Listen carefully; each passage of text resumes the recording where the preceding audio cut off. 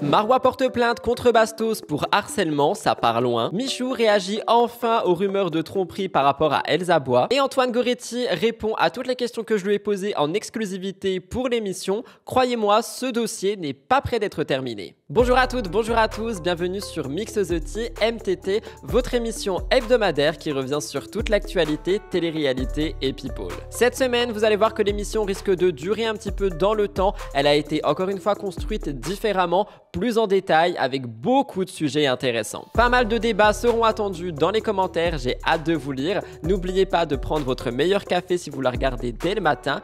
Et c'est parti, bienvenue dans cette nouvelle émission.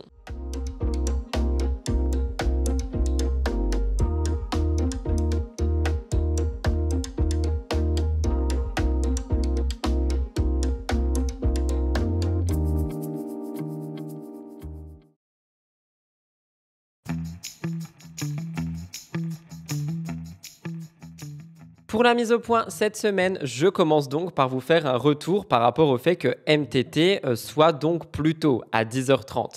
La semaine dernière, vous avez été quasiment unanime en fait à me dire que ça vous a beaucoup plu que l'émission soit plus tôt, que ça vous a beaucoup plu d'avoir le choix de la regarder quand vous le vouliez le dimanche et non pas attendre 17h30.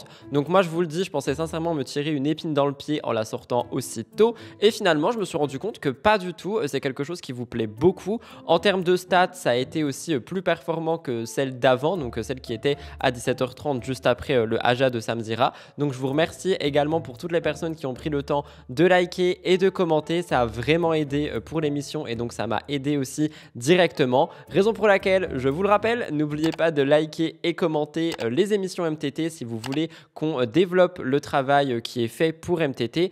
Et surtout, n'oubliez pas de vous abonner les amis. On est à 1030 personnes, je crois, des 60 000 abonnés, c'est énorme, donc n'hésitez pas et vous pouvez aussi partager l'émission directement sur vos réseaux sociaux. En tout cas, merci pour tous les retours qu'il y a eu par rapport au fait que c'est maintenant à 10h30, ça a vraiment l'air de vous avoir plu, donc j'en suis ravi. Deuxième petit point de la mise au point, j'en ai parlé sur ma chaîne Twitch, donc n'hésitez pas à aller voir. J'ai fait un post dans ma story sur Instagram, Rudy Coppel Actualité, vous disant qu'un candidat de télé m'avait mal parlé, qui m'avait insulté et qu'il avait dit que mes vidéos étaient du caca, pour être poli. Je vous ai raconté tout ça directement en live et donc sur la chaîne de rediffusion des lives qui s'appelle Rudy Coppel Replay. N'hésitez pas à aller voir. Pour répondre au global, la personne qui m'a insulté n'est pas Samzira parce que j'ai vu qu'il y a des gens qui pensaient que c'était ça à cause du fait qu'il y ait Aja le dimanche et que j'ai bougé MTT, mais pas du tout. Samzira n'est pas comme ça. Je vous parle de Simon Castaldi qui m'a insulté après que j'ai pris la parole à son sujet, de manière assez polie d'ailleurs. J'ai même dit des choses positives sur lui. Mais vu qu'il y a beaucoup de gens qui ne suivent pas forcément les lives et la chaîne de replay, je vous invite vraiment à aller voir. N'hésitez pas à taper Rudy Coppel Replay ou à naviguer sur ma chaîne directement parce que vous avez les autres chaînes que je tiens. Donc n'hésitez pas si vous voulez plus d'informations à ce sujet. Je n'en parlerai pas ici, on va pas pourrir l'émission avec ça. La mise au point, c'est emballé, c'est pesé. On a une lourde émission cette semaine les amis. Nous avons déjà 2 stories de la semaine. On parle de beaucoup de choses qui sont passées, les nouveautés qui arrivent en télé, Kevin Gage qui dit ne plus être un jaguar. Je vous donnerai mon avis sur les candidats de télé-réalité qui débarquent sur YouTube, pas mal de couples en crise, pas mal de maternité également, et enfin les 3 gros dossiers avec la polémique Michou Elsa Bois, Marois qui porte plainte contre Bastos, et enfin le dossier Antoine Goretti. J'ai pu m'entretenir avec lui ces derniers jours et j'ai beaucoup de choses et de mise à jour finalement à vous faire par rapport à ça. Il nous parlera de son état d'esprit, nous l'aurons tout à l'heure en fin d'émission parce qu'il m'a fait un très long audio de 10 minutes que je vous ferai évidemment écouter en x015. C'était pas français, en bref, en rapide quoi. C'est parti, on rentre dans l'émission, les stories de la semaine, c'est maintenant. La première story de la semaine a été rajoutée un petit peu comme ça après l'écriture de mon émission parce que vous avez été nombreux et nombreuses à m'envoyer cette story. Alors perso, je l'avais pas vue, vous me l'avez envoyée via le compte du blogueur DumpFR qui d'ailleurs va bientôt atteindre les 20 000 abonnés. Alors n'hésitez pas si vous aimez bien les magnétos, si vous aimez bien les travails de blogueurs à aller suivre DumpFR. Il arrive aux 20 000 abonnés et franchement, il les mérite. Mais bref, vous m'avez envoyé une vidéo de Manon Tanti qui parle de la marque de Jessica Tivna. Alors en clair, commentaire, elle exprime le fait qu'elle aimerait bien promouvoir les produits Jailor Beauty, qu'elle aimerait bien les recevoir gratuits, qu'elle ne demanderait rien en échange, etc. Et j'ai scrollé les commentaires suite au fait qu'on me l'ait envoyé. Et effectivement, il y a beaucoup de gens qui disent qu'on dirait que Manon Tanti quémande Jessica pour avoir les produits gratuits, alors qu'elle pourrait simplement commander dans l'entreprise et soutenir directement son ami. Enfin, on va pas dire que Manon, elle ne roule pas sur l'or, hein, et je pense que commander un produit, ça va pas lui mettre une épine dans le pied ou j'en sais rien. Et je trouve effectivement que c'est dommage parce qu'on dirait vraiment qu'elle est en train de quémander les produits de son ami. Et perso, moi, quand j'ai un ou une amie, un ou une collègue que j'ai envie de soutenir, je commande les produits. Et enfin, je sais pas, c'est du soutien, quoi. Bref, j'ai pas trop compris la démarche de Manon. Je vous laisse écouter. Pourquoi est-ce que j'aide pas Jess et Thibaut dans leur marque? J'ai beaucoup fait Baby Brillance avant. Et tu sais, j'ai proposé à Jess cet été, et même avant ça, et d'ailleurs je peux lui reproposer, qu'elle me donne des produits de Jailor. D'ailleurs, je voulais absolument le baume à lèvres. Je lui ai demandé plusieurs fois. Et du coup, y a aucun souci, vraiment. Enfin, autant avant, quand je faisais Baby Brillance, bah, c'était des partenariats avec la marque. Mais maintenant que je suis hyper proche de Thibaut et de Jess, j'ai aucun souci à tester les produits. Et si je les adore, à en parler et à les soutenir, mais vraiment, quoi. Genre, sans rien attendre en retour. D'ailleurs, je vais redemander à Jess. C'est vrai que Jailor, par exemple, non pas Jailor, Bianocchi, j'ai jamais testé. Donc, vraiment avec plaisir. En plus, je pense que c'est vraiment des bonnes marques. Genre, ça me donne trop envie quand elle parfume les enfants. Ou même quand elle se met le baume à lèvres, j'ai trop envie de le tester. La crème scintillante pour le corps. Ouais, j'ai envie de tester. Vous me direz ce que vous en pensez, peut-être que je passe à côté d'une information. En tout cas, je ne vais pas vous mentir, ça a fait beaucoup parler et j'arrive à comprendre pourquoi. Deuxième chose qui a fait beaucoup rire en termes d'hypocrisie, mais j'ai pas envie de dire ce mot, en termes d'ironie, on va dire, c'est Maïsan qui a pris la parole dans une story parce qu'il y a beaucoup de gens qui lui disent que elle n'est plus trop présente sur Instagram, qu'elle ne fait plus trop parler d'elle, qu'elle ne poste plus finalement. Et Maïsan, elle a pris la parole par rapport à ça et elle a dit que en fait, elle ne voulait pas poster des choses juste pour poster et faire l'apologie de la culture du vide. Alors il y en a beaucoup qui vont dire que oui, mais attends, c'est facile de dire ça alors que la dame elle est en télé et que donc par conséquent elle peut entre gros guillemets, hein, ça dépend ce qu'on entend par culture du vide et ce qu'on voit quand on regarde de la télé, promouvoir directement la culture du vide. Et ici elle dit que non, ce n'est pas du tout quelque chose qu'elle veut faire, donc ça a fait beaucoup parler. Mais en même temps je trouve aussi que c'est intéressant parce que ça montre encore une fois qu'on peut ne pas mettre tout le monde dans le même panier. Et Maïsan ici l'exprime très clairement en disant qu'elle ne veut pas faire partie des gens qui font des stories pour tourner en boucle, toujours raconter la même chose, radoter afin d'avoir leur vue story et également leur placement de produits, leur sous Snapchat, etc. etc. Donc j'ai trouvé que c'était intéressant. J'attendrai votre avis dans les commentaires. Le magnéto a été pris chez Clash de Cassos TVR, je crois, et c'était ça de base ma story de la semaine parce que je la trouvais assez intéressante dans le fond de tout ce qui est dit. Donc je vous laisse écouter ça. Vraiment, mes vies, je vois que vous m'engueulez souvent parce que vous trouvez que je fais pas assez de contenu, que je parle pas assez sur mes réseaux, etc. Mais en fait, je l'ai déjà dit, je me répète, mais je ne veux pas faire du contenu sur du vide. Genre, j'aime pas brasser de l'air. Même si j'adore m'écouter parler, même si c'est pour rien dire, puisque je trouve ça doux et mélodieux. Mais je me vois pas que ça devienne un contenu de juste brasser de l'air ou de m'inventer des clashs avec des gens. Je peux pas faire ça. Je trouve ça naze. Et je trouve que c'est la culture du vide. Et ça me dégoûte en fait. Et je vois plein d'autres influenceurs qui font ça. Genre quand il n'y a rien à faire et parce qu'il faut faire des placements, ben, genre combler le vide avec encore plus de vide. Et je veux offenser personne, vraiment avec tout mon respect. Mais je trouve ça nul. Et j'ai pas envie de devenir ça. Donc en fait quand j'ai rien à dire, parce que ma vie en plus elle est pas trépidante, quand j'ai rien à dire, il n'y a rien à dire. Mais quand j'ai des croustilles et tout, je viens, je vous raconte. Quand j'ai rien à dire, mon bébé, vous voulez jouer. Et en plus, là, vous m'engueulez, mais c'est même pas justifié. Parce que justement, je me suis mis un coup de pied au cul. Parce que vous savez que je suis une flemmarde. En vrai, venez, on se ment pas. C'est pas juste en mode, ouais, non, la culture du vide et tout. En vrai, je suis une flemmarde. Vous savez que c'est très dur. Là, je me suis mis un coup de pied au cul en fin d'année scolaire, genre vers les vacances d'été. Je me suis mis un coup de pied au cul. Je me suis dit, vas-y, frère, t'as pas envie d'aller en tournage? Ok, ma belle. Mais là, tu vas te mettre un coup de pied au cul, t'en fais 3 d'un coup, d'accord? Tu fermes ta gueule et après, t'es tranquille. Comme ça, les gens, ils te voient en diffusion pendant un X temps, ils sont contents. Toi, ça te fait du contenu aussi, tu peux communiquer sur la diffusion et tout. Et tu vois, on est content. Vous êtes content, je suis contente. On est content. Je vous jure, je me suis mis un coup de pied au cul. Vous savez, les tournages, vous savez comment c'est pour moi que j'ai envie de me défenestrer en fait. Mais là, je me suis pas défenestrée. J'ai fait 3 tournages et je l'ai fait pour vous. Parce que moi, en vrai, j'étais pas chaud.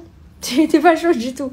Donc voilà, on a trouvé un compromis en fait. Donc vous arrêtez de m'engueuler. Parce qu'en plus, je suis sûre que quand ça va sortir, en plus, et que vous allez me voir en fait, pendant 6-8 mois à la télé, vous allez plus pouvoir blairer ma tronche. Vous savez ou pas? Vous le savez, vous allez plus pouvoir voir ma gueule, et vous allez commencer à me critiquer. Vous le savez. C'est pas grave, parce qu'après, quand vous allez commencer à me critiquer, je vais faire une Paco. Je vais faire une Paco, je vais faire OK Paco, nanana. Ça va être rigolo, voilà, c'est bon, on est reparti, on rigole pendant 2-3 semaines, OK. Donc en vrai, ça va, ça fait de l'interaction, c'est sympa. Mais sachez que je me suis mis un coup de pied au cul pour vous. C'était pas pour moi, j'avais pas envie de les faire les tournages. J'ai fait pour vous, mes vies. Donc en fait, au lieu de m'envoyer chier, vous me dites merci. D'accord? Vous me direz ce que vous en pensez directement en dessous et j'espère qu'on aura peut-être un peu le même avis. J'aime bien quand on a le même avis, mais j'aime aussi quand vous n'avez pas le même avis que moi parce que ça permet de me remettre en question. Finalement, c'est pas mal. Si vous n'avez pas le même avis que moi, dites-le dans les commentaires, ça peut être intéressant. 2 stories de la semaine ont été filmées. Je ne sais pas s'il y en a eu en voix off. Rappelez-vous que maintenant, j'ajoute encore plus de voix off dans les émissions. Dès qu'il se passe des choses, j'essaye vraiment d'être le plus à jour possible. J'espère que ce début d'émission vous satisfait. J'ai essayé de prendre des stories qui étaient intéressantes et sur lesquelles on peut donc vraiment échanger et pas juste vous parler de quelque chose et vous ne pouvez rien y dire. J'aime vraiment beaucoup l'échange qu'on a en ce moment sous les contenus. On va passer au top actu. Rapidement, le sommaire du top actu. Nous avons Jessica et Thibaut qui sont critiqués à cause de leur décoration de Noël comme chaque année. The Cerveau, on a la bande-annonce et les coulisses. Je trouve ça intéressant. Pascal et Muriel de L'amour est dans le pré font parler. Maïsan de retour parce qu'elle prend la parole chez Vincent Ramonet. Kevin Gage ne serait plus un jaguar. On va découvrir tout ça. C'est parti. Jingle.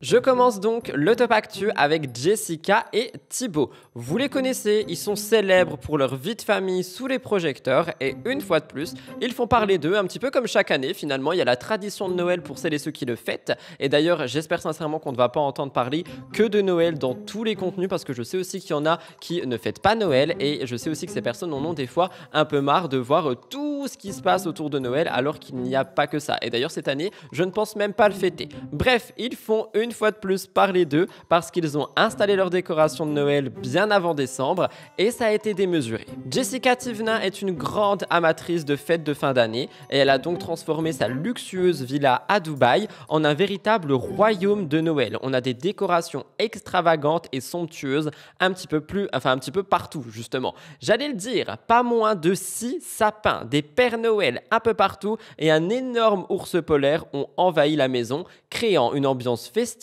comme si on était dans un film d'Hollywood. Cependant, vous vous en doutez, cette installation n'a pas été au goût de tous. Il y a de nombreux internautes qui ont réagi, ils ont qualifié le décor de bling bling, voire excessif. Certains ont exprimé une incompréhension en se demandant ce qu'il y avait vraiment d'intéressant dans une telle mise en scène. Malgré les critiques, Jessica, elle reste fidèle à son amour pour Noël, à son style extravagant qu'elle assume pleinement. La famille Garcia, évidemment, ne pourra profiter de ces décorations que pour 20 jours parce que je vous rappelle qu'ils rentrent en France pour les fêtes de fin d'année. On le voit d'ailleurs souvent dans l'émission C'est la famille, mais ils continuent de tout afficher en story quand même. Et du coup, c'est quelque chose qui fait également réagir. Pourquoi est-ce que vous décorez autant si vous fêtez même pas Noël chez vous? Les critiques à leur égard ne semblent pas les affecter. Jessica et Thibaut ont l'habitude d'ignorer ce genre de commentaires. Je vous laisse regarder et je vous donne mon avis dans un instant.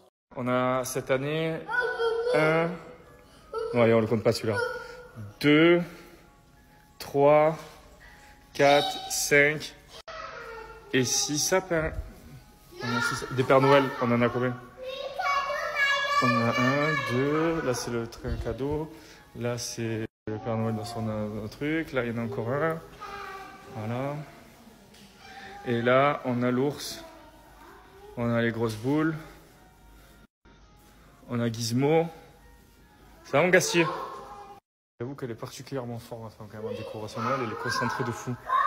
Elle adore ça. Donc là, on est quoi? Le 9 novembre. Donc on va profiter une vingtaine de jours. On va profiter de cette déco. Ensuite, on va en France. On fait Noël en France. Et après, on rentre. Mais en fait, elle a tenu à mettre les sapins et tout parce que comme nous, notre maison, c'est ici qu'on vit. Le Père Noël, il va passer ici. plus qu'en France. Pour vous donner mon avis, alors moi je vais être assez, encore une fois, mitigé dans les deux camps parce que je comprends totalement les internautes qui trouvent que c'est extravagant, qu'il y en a trop, que vraiment c'est la folie des grandeurs, sachant qu'ils ne fêtent même pas Noël chez eux. Mais en même temps, d'un autre côté, je pense aussi aux enfants qui, eux, sont certainement émerveillés par tout ce qui se passe chez eux. Des Pères Noël, des sapins, des nounours. Franchement, je ne suis pas forcément accro à Noël. Je l'ai fêté ces dernières années parce que c'était quelque chose qui me faisait plaisir. Avant ça, j'ai jamais été... Pardon, je m'étouffe. Avant ça, j'ai jamais été très Noël et après ça, je ne sais pas si je le serai. Par contre, c'est vrai que j'aime beaucoup la décoration. J'aime beaucoup tout ce qui va toucher en termes de déco et je me dis que si j'avais été un enfant dans ce type de vie, j'aurais peut-être apprécié cette décoration. Mais après, ça reste quand même beaucoup. Vous me donnerez votre avis. On n'insulte pas les gens, s'il vous plaît, mais on peut très bien critiquer négativement. Les premières images de la nouvelle télé-réalité The Servo ont été dévoilées et ont captivé les internautes. Alors pour vous donner un petit peu un ordre de ce qui va se passer, d'après ce que j'ai vu chez certains blogueurs, nous avons maintenant les 50, juste après nous aurons The Servo et après on aura The Power. Le programme The Servo, dont le concept se base sur un retour à l'école avec des tests de culture générale et des épreuves scolaires, promet d'être un succès. Selon Aquababe, l'émission met en scène pas mal de candidats qu'on a pu découvrir dans la bande-annonce, comme Nicolo, Greg, Vivian, Anaïs Camizuli et bien d'autres. Dans la bande-annonce, on voit les participants en uniforme scolaire, concentrés sur des livres, avec pas mal de clins d'œil humoristiques sur les couvertures des livres. On peut voir, y a-t-il deux lunes dans le ciel pour Kim Glow, vivre la télé-réalité quand on a 147 de QI pour Maïsan, ou encore Carla, qu'est-ce qui était écrit quand on monte sur ses grands chevaux, je crois, ou ses grands cheveux, je sais plus, parce que, attends, c'est quoi la vraie expression? Est-ce que je suis en train de me comparer à Carla Moreau? Ça craint là. Bref, tous ces éléments dans la bande-annonce ont séduit les fans, on voit énormément de second degré et je pense sincèrement que ça peut être un programme qui va fonctionner, surtout que je trouve la bande-annonce ne ressemble pas à toutes les autres bandes-annonces et ça change un peu. Je vous laisse regarder si elle passe, s'il vous plaît W9, ne me strikez pas, dans tous les cas je pense enlever la musique. Regardez.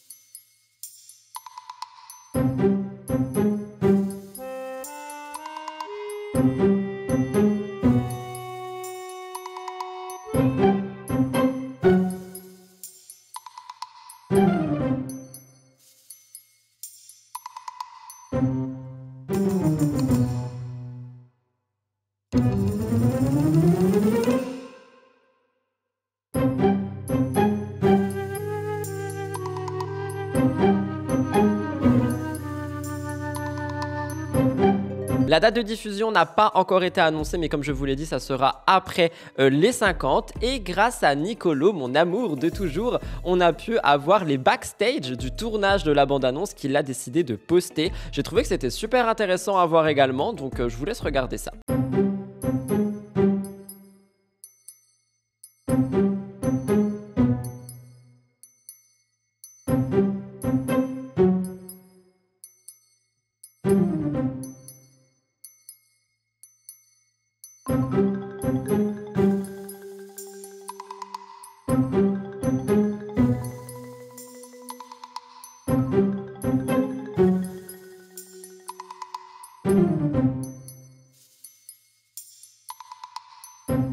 Personnellement, cette émission me donne extrêmement envie. Je trouve qu'on est sur quelque chose de différent, qu'on va être sur quelque chose d'assez humoristique, qu'on est également sur le retour de candidats emblématiques comme Toto des Anges par exemple. Je trouve qu'on a vraiment beaucoup de bonnes combinaisons qui peuvent en faire un très bon programme. Vous me direz si vous avez hâte de voir cette émission. J'ai vu dans quelques sondages, notamment chez DumpFR ou Clash de Cassos, je ne sais plus, que beaucoup d'internautes avaient hâte de découvrir cette émission et franchement, moi le premier. Vous me direz si vous aussi.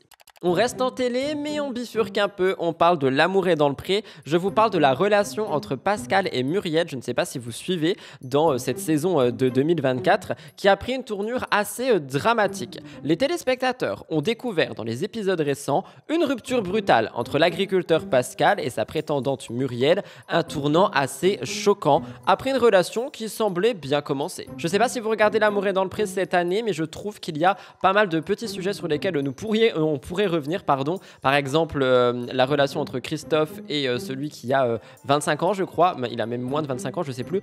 Bref, il y a beaucoup de choses à dire sur cette saison. Vous me direz si vous voulez des actus dessus. Bref, au fil de cette saison, de nombreuses surprises ont secoué les participants et la rupture de Pascal et Muriel en fait partie. Alors que certains couples continuent de s'épanouir, comme celui de Karel et de son prétendant, ou même les couples qui prennent un nouveau tournant un peu plus sérieux, Pascal et Muriel, eux, ont été dans une période compliquée, d'après les derniers épisodes. La tension entre les deux est palpable dans l'épisode qui est disponible sur M6+, donc attention si vous regardez uniquement à la télé, je risque de spoiler un peu, n'hésitez pas à passer à la prochaine actu. Pascal se confie sur cette rupture dans les colonnes de Télé Loisirs. Il explique qu'il a été complètement choqué par la décision de Muriel. Il a dit qu'il est tombé sur le cul. C'est assez franc d'ailleurs. Les deux avaient passé un week-end ensemble et à la veille de la visite chez Muriel, elle lui a annoncé qu'elle souhaitait mettre fin à la relation. C'est une annonce qui a frappé Pascal de plein fouet, d'autant plus que Muriel lui a expliqué qu'elle en avait assez de l'exposition médiatique liée à l'émission. Elle a également pointé du doigt certains aspects de leur relation, notamment le manque de sujets de conversation au-delà de l'exploitation agricole et de ses animaux. Pour défendre un peu Pascal, je trouve aussi qu'il faut un petit peu donner du temps au temps, c'est-à-dire que cet homme a été très longtemps seul, qu'il a très longtemps eu sa routine et je pense sincèrement qu'il faut planter des petites graines pour essayer de cultiver la relation, mais là je trouve que c'est très catégorique de la part de Muriel. Muriel l'a accusé de ne pas s'intéresser à elle en dehors de son travail et Pascal a dit que la liste des reproches était un peu longue. Malgré cette rupture abrupte, Pascal affirme qu'il reste ouvert à une possible réconciliation. Il dit la porte est fermée mais pas à clé. Je pense qu'il est marqué par ce départ brutal, mais il reste optimiste et déterminé à avancer. Dans les prochains épisodes en avance, nous verrons justement le bilan de cette saison et de tout ce qui s'est passé, donc j'ai hâte de voir ça. Je sais que l'année dernière, vous aimez bien quand je vous faisais des points sur L'amour est dans le pré, donc j'ai décidé de reprendre. J'espère que ça vous intéresse toujours autant. N'hésitez pas à me le dire dans les commentaires, ce qui me permet de m'aiguiller un petit peu sur quoi écrire pour l'émission.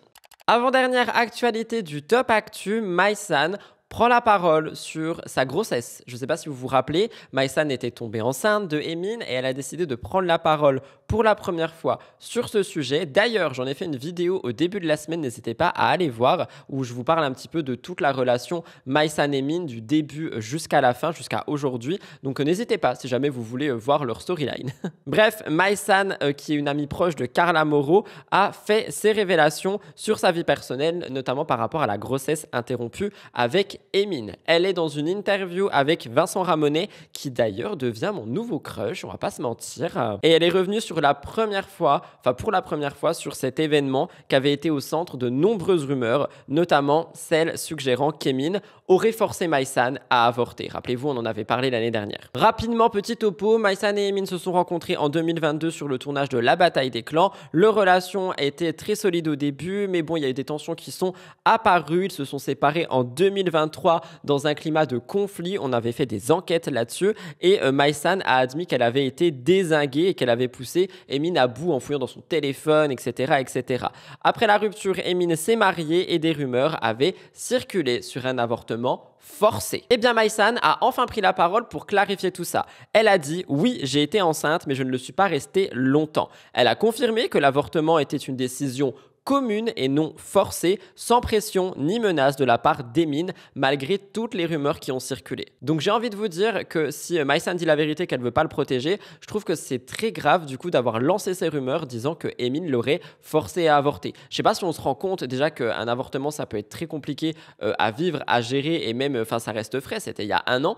Et Emin du coup se serait fait accuser d'être méchant envers elle et de l'avoir forcé alors que ça se trouve c'est faux. Cette conversation est d'autant plus significative négatif parce que je vous rappelle que Maïsan et Emin aujourd'hui, ils sont ensemble, ils sont pleins de bonheur. Elle semble sereine et confiante dans sa relation, même si évidemment le passé reste là, surtout quand il est littéralement écrit en ligne. J'ai également vu que Jazz valide cette relation plus que jamais, étant donné qu'elle a tout simplement posté des stories où on les voit en FaceTime. On voit Jazz d'un côté, Emin et Maïsan de l'autre, et elle écrit mes petits enfants ou je sais pas quoi. Donc Jazz a l'air d'avoir vraiment apprécié Maïsan et que leur relation serait limite devenue copine-copine. Vous me direz ce que vous en pensez. Il me semble que j'ai un magnéto. Non, je ne suis pas sûr. Je vous laisserai aller voir la vidéo de Vincent Ramonet.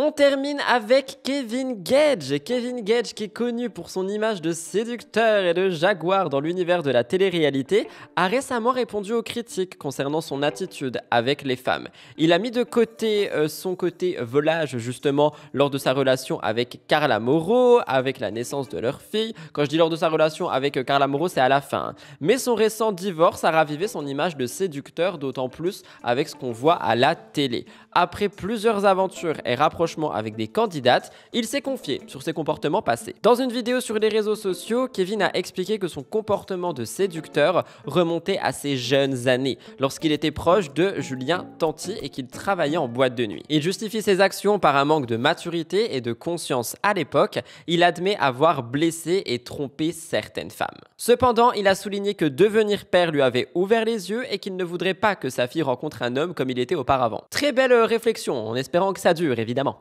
Malgré ses excuses, ses explications n'ont pas convaincu tout le monde. De nombreux internautes l'ont critiqué, estimant qu'il banalise la tromperie et qu'il n'était déjà plus si jeune que ça lorsqu'il a trompé Carla avec Belle dans la bataille des clans justement. Il était déjà père également, donc voilà. Ces réponses ont provoqué une vague de mécontentement parmi ses abonnés et parmi les internautes qui attendent de voir si Kevin est réellement prêt à changer et à laisser derrière lui son passé de séducteur. Je vous laisse regarder. Tu resteras jaguar toute ta vie. En gros, tout ça vient à une époque où, donc c'était il y a 10-11 ans, j'étais avec Julien et c'est vrai que à cette époque-là, j'étais jeune, je travaillais en boîte de nuit moi de base. J'ai beaucoup d'erreurs dans ma vie, ça, j'en suis conscient, il n'y a aucun problème là-dessus. C'est vrai que voilà, étant plus jeune, oui, j'ai trompé, j'ai trahi, j'ai blessé. Ça, c'est une certitude aussi, il y a des choses qu'on peut pas mentir. Le fait d'avoir une petite fille, c'est ce genre de choses qui te font prendre conscience de ce que tu as pu faire. Et c'est vrai que c'est des choses, voilà, à l'heure actuelle, quelqu'un comme moi, j'aimerais que ma fille rencontre quelqu'un comme ça, mais quelqu'un comme j'étais il y a 10 ans, même si pour moi, c'était pas quelque chose de grave à ce moment-là, ou c'était pas quelque chose de fou, mais en fait, voilà, c'était juste que je pensais qu'à moi en quelque sorte, à mon amusement, à faire rigoler un peu la galerie.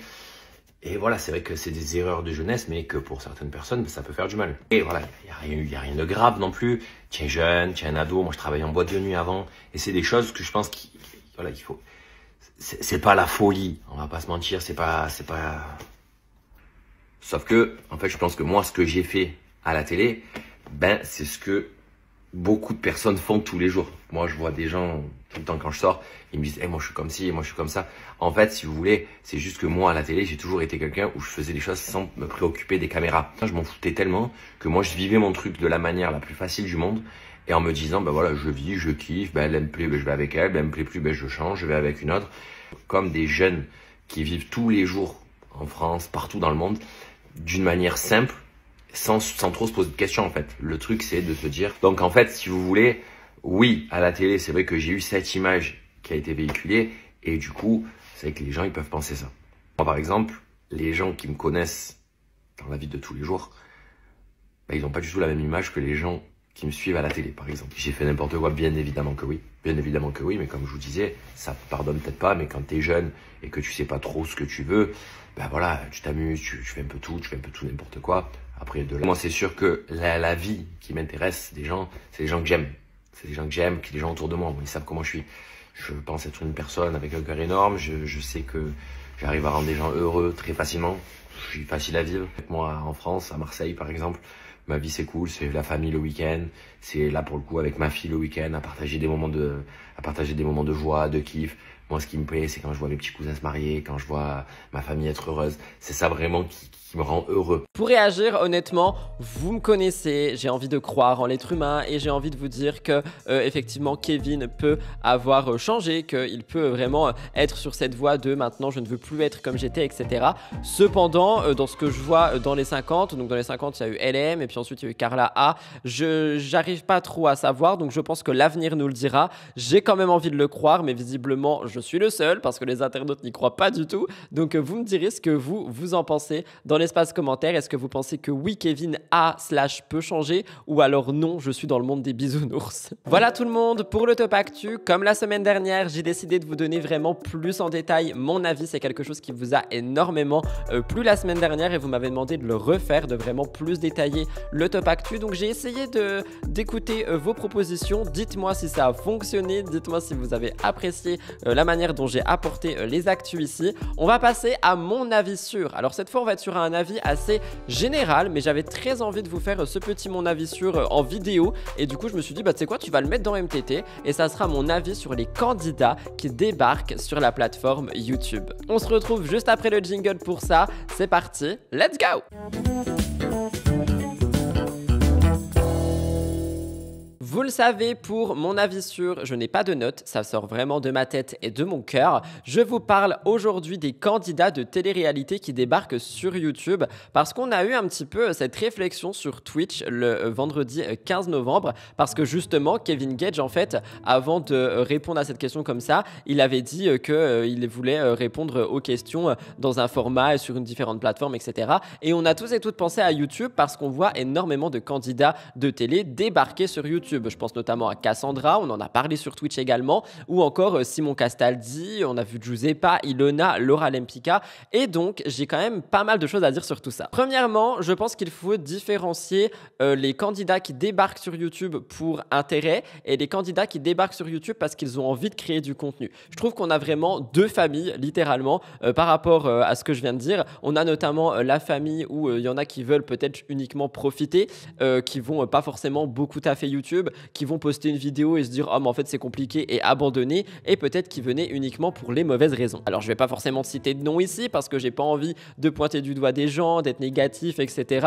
Mais je pense qu'on peut assez vite comprendre de qui je peux parler. On a également, du coup, cette autre famille de personnes qui étaient en télé et qui ont décidé de faire une transition vers de la création de contenu. Ici, je parle notamment de Laura Lempicka qui tient sa chaîne Lolo Baby Show depuis maintenant quelques années. Au départ, elle parlait de la maternité, de sa grossesse, et maintenant, ça a bifurqué sur un concept, enfin plusieurs concepts d'ailleurs, mais son concept principal qui est Dr Lolo, qui est donc un jeu mêlé avec des interviews. Je trouve vraiment d'ailleurs que c'est un concept qui est vraiment fort, avec des montages qui sont innovants, c'est-à-dire que Laura se remet en question, sa prod également, et qu'ils essayent vraiment d'être dans l'air du temps en fonction de la DA, et je trouve que c'est très bien et que c'est une très bonne stratégie pour perdurer. Donc franchement, j'adore ça, et d'ailleurs le dernier épisode avec Rubaba était très intéressant. On a également, je sais que Bastos est à double tranchant dans ma communauté, mais on a Bastos, mine de rien, qui a longtemps fait des vidéos sur YouTube. Maintenant, il est beaucoup plus sur Twitch, mais quand il faisait des vidéos sur YouTube, pareil, il était dans de très gros concepts. Je peux également parler de Océane Amsler, qu'on a découvert en télé,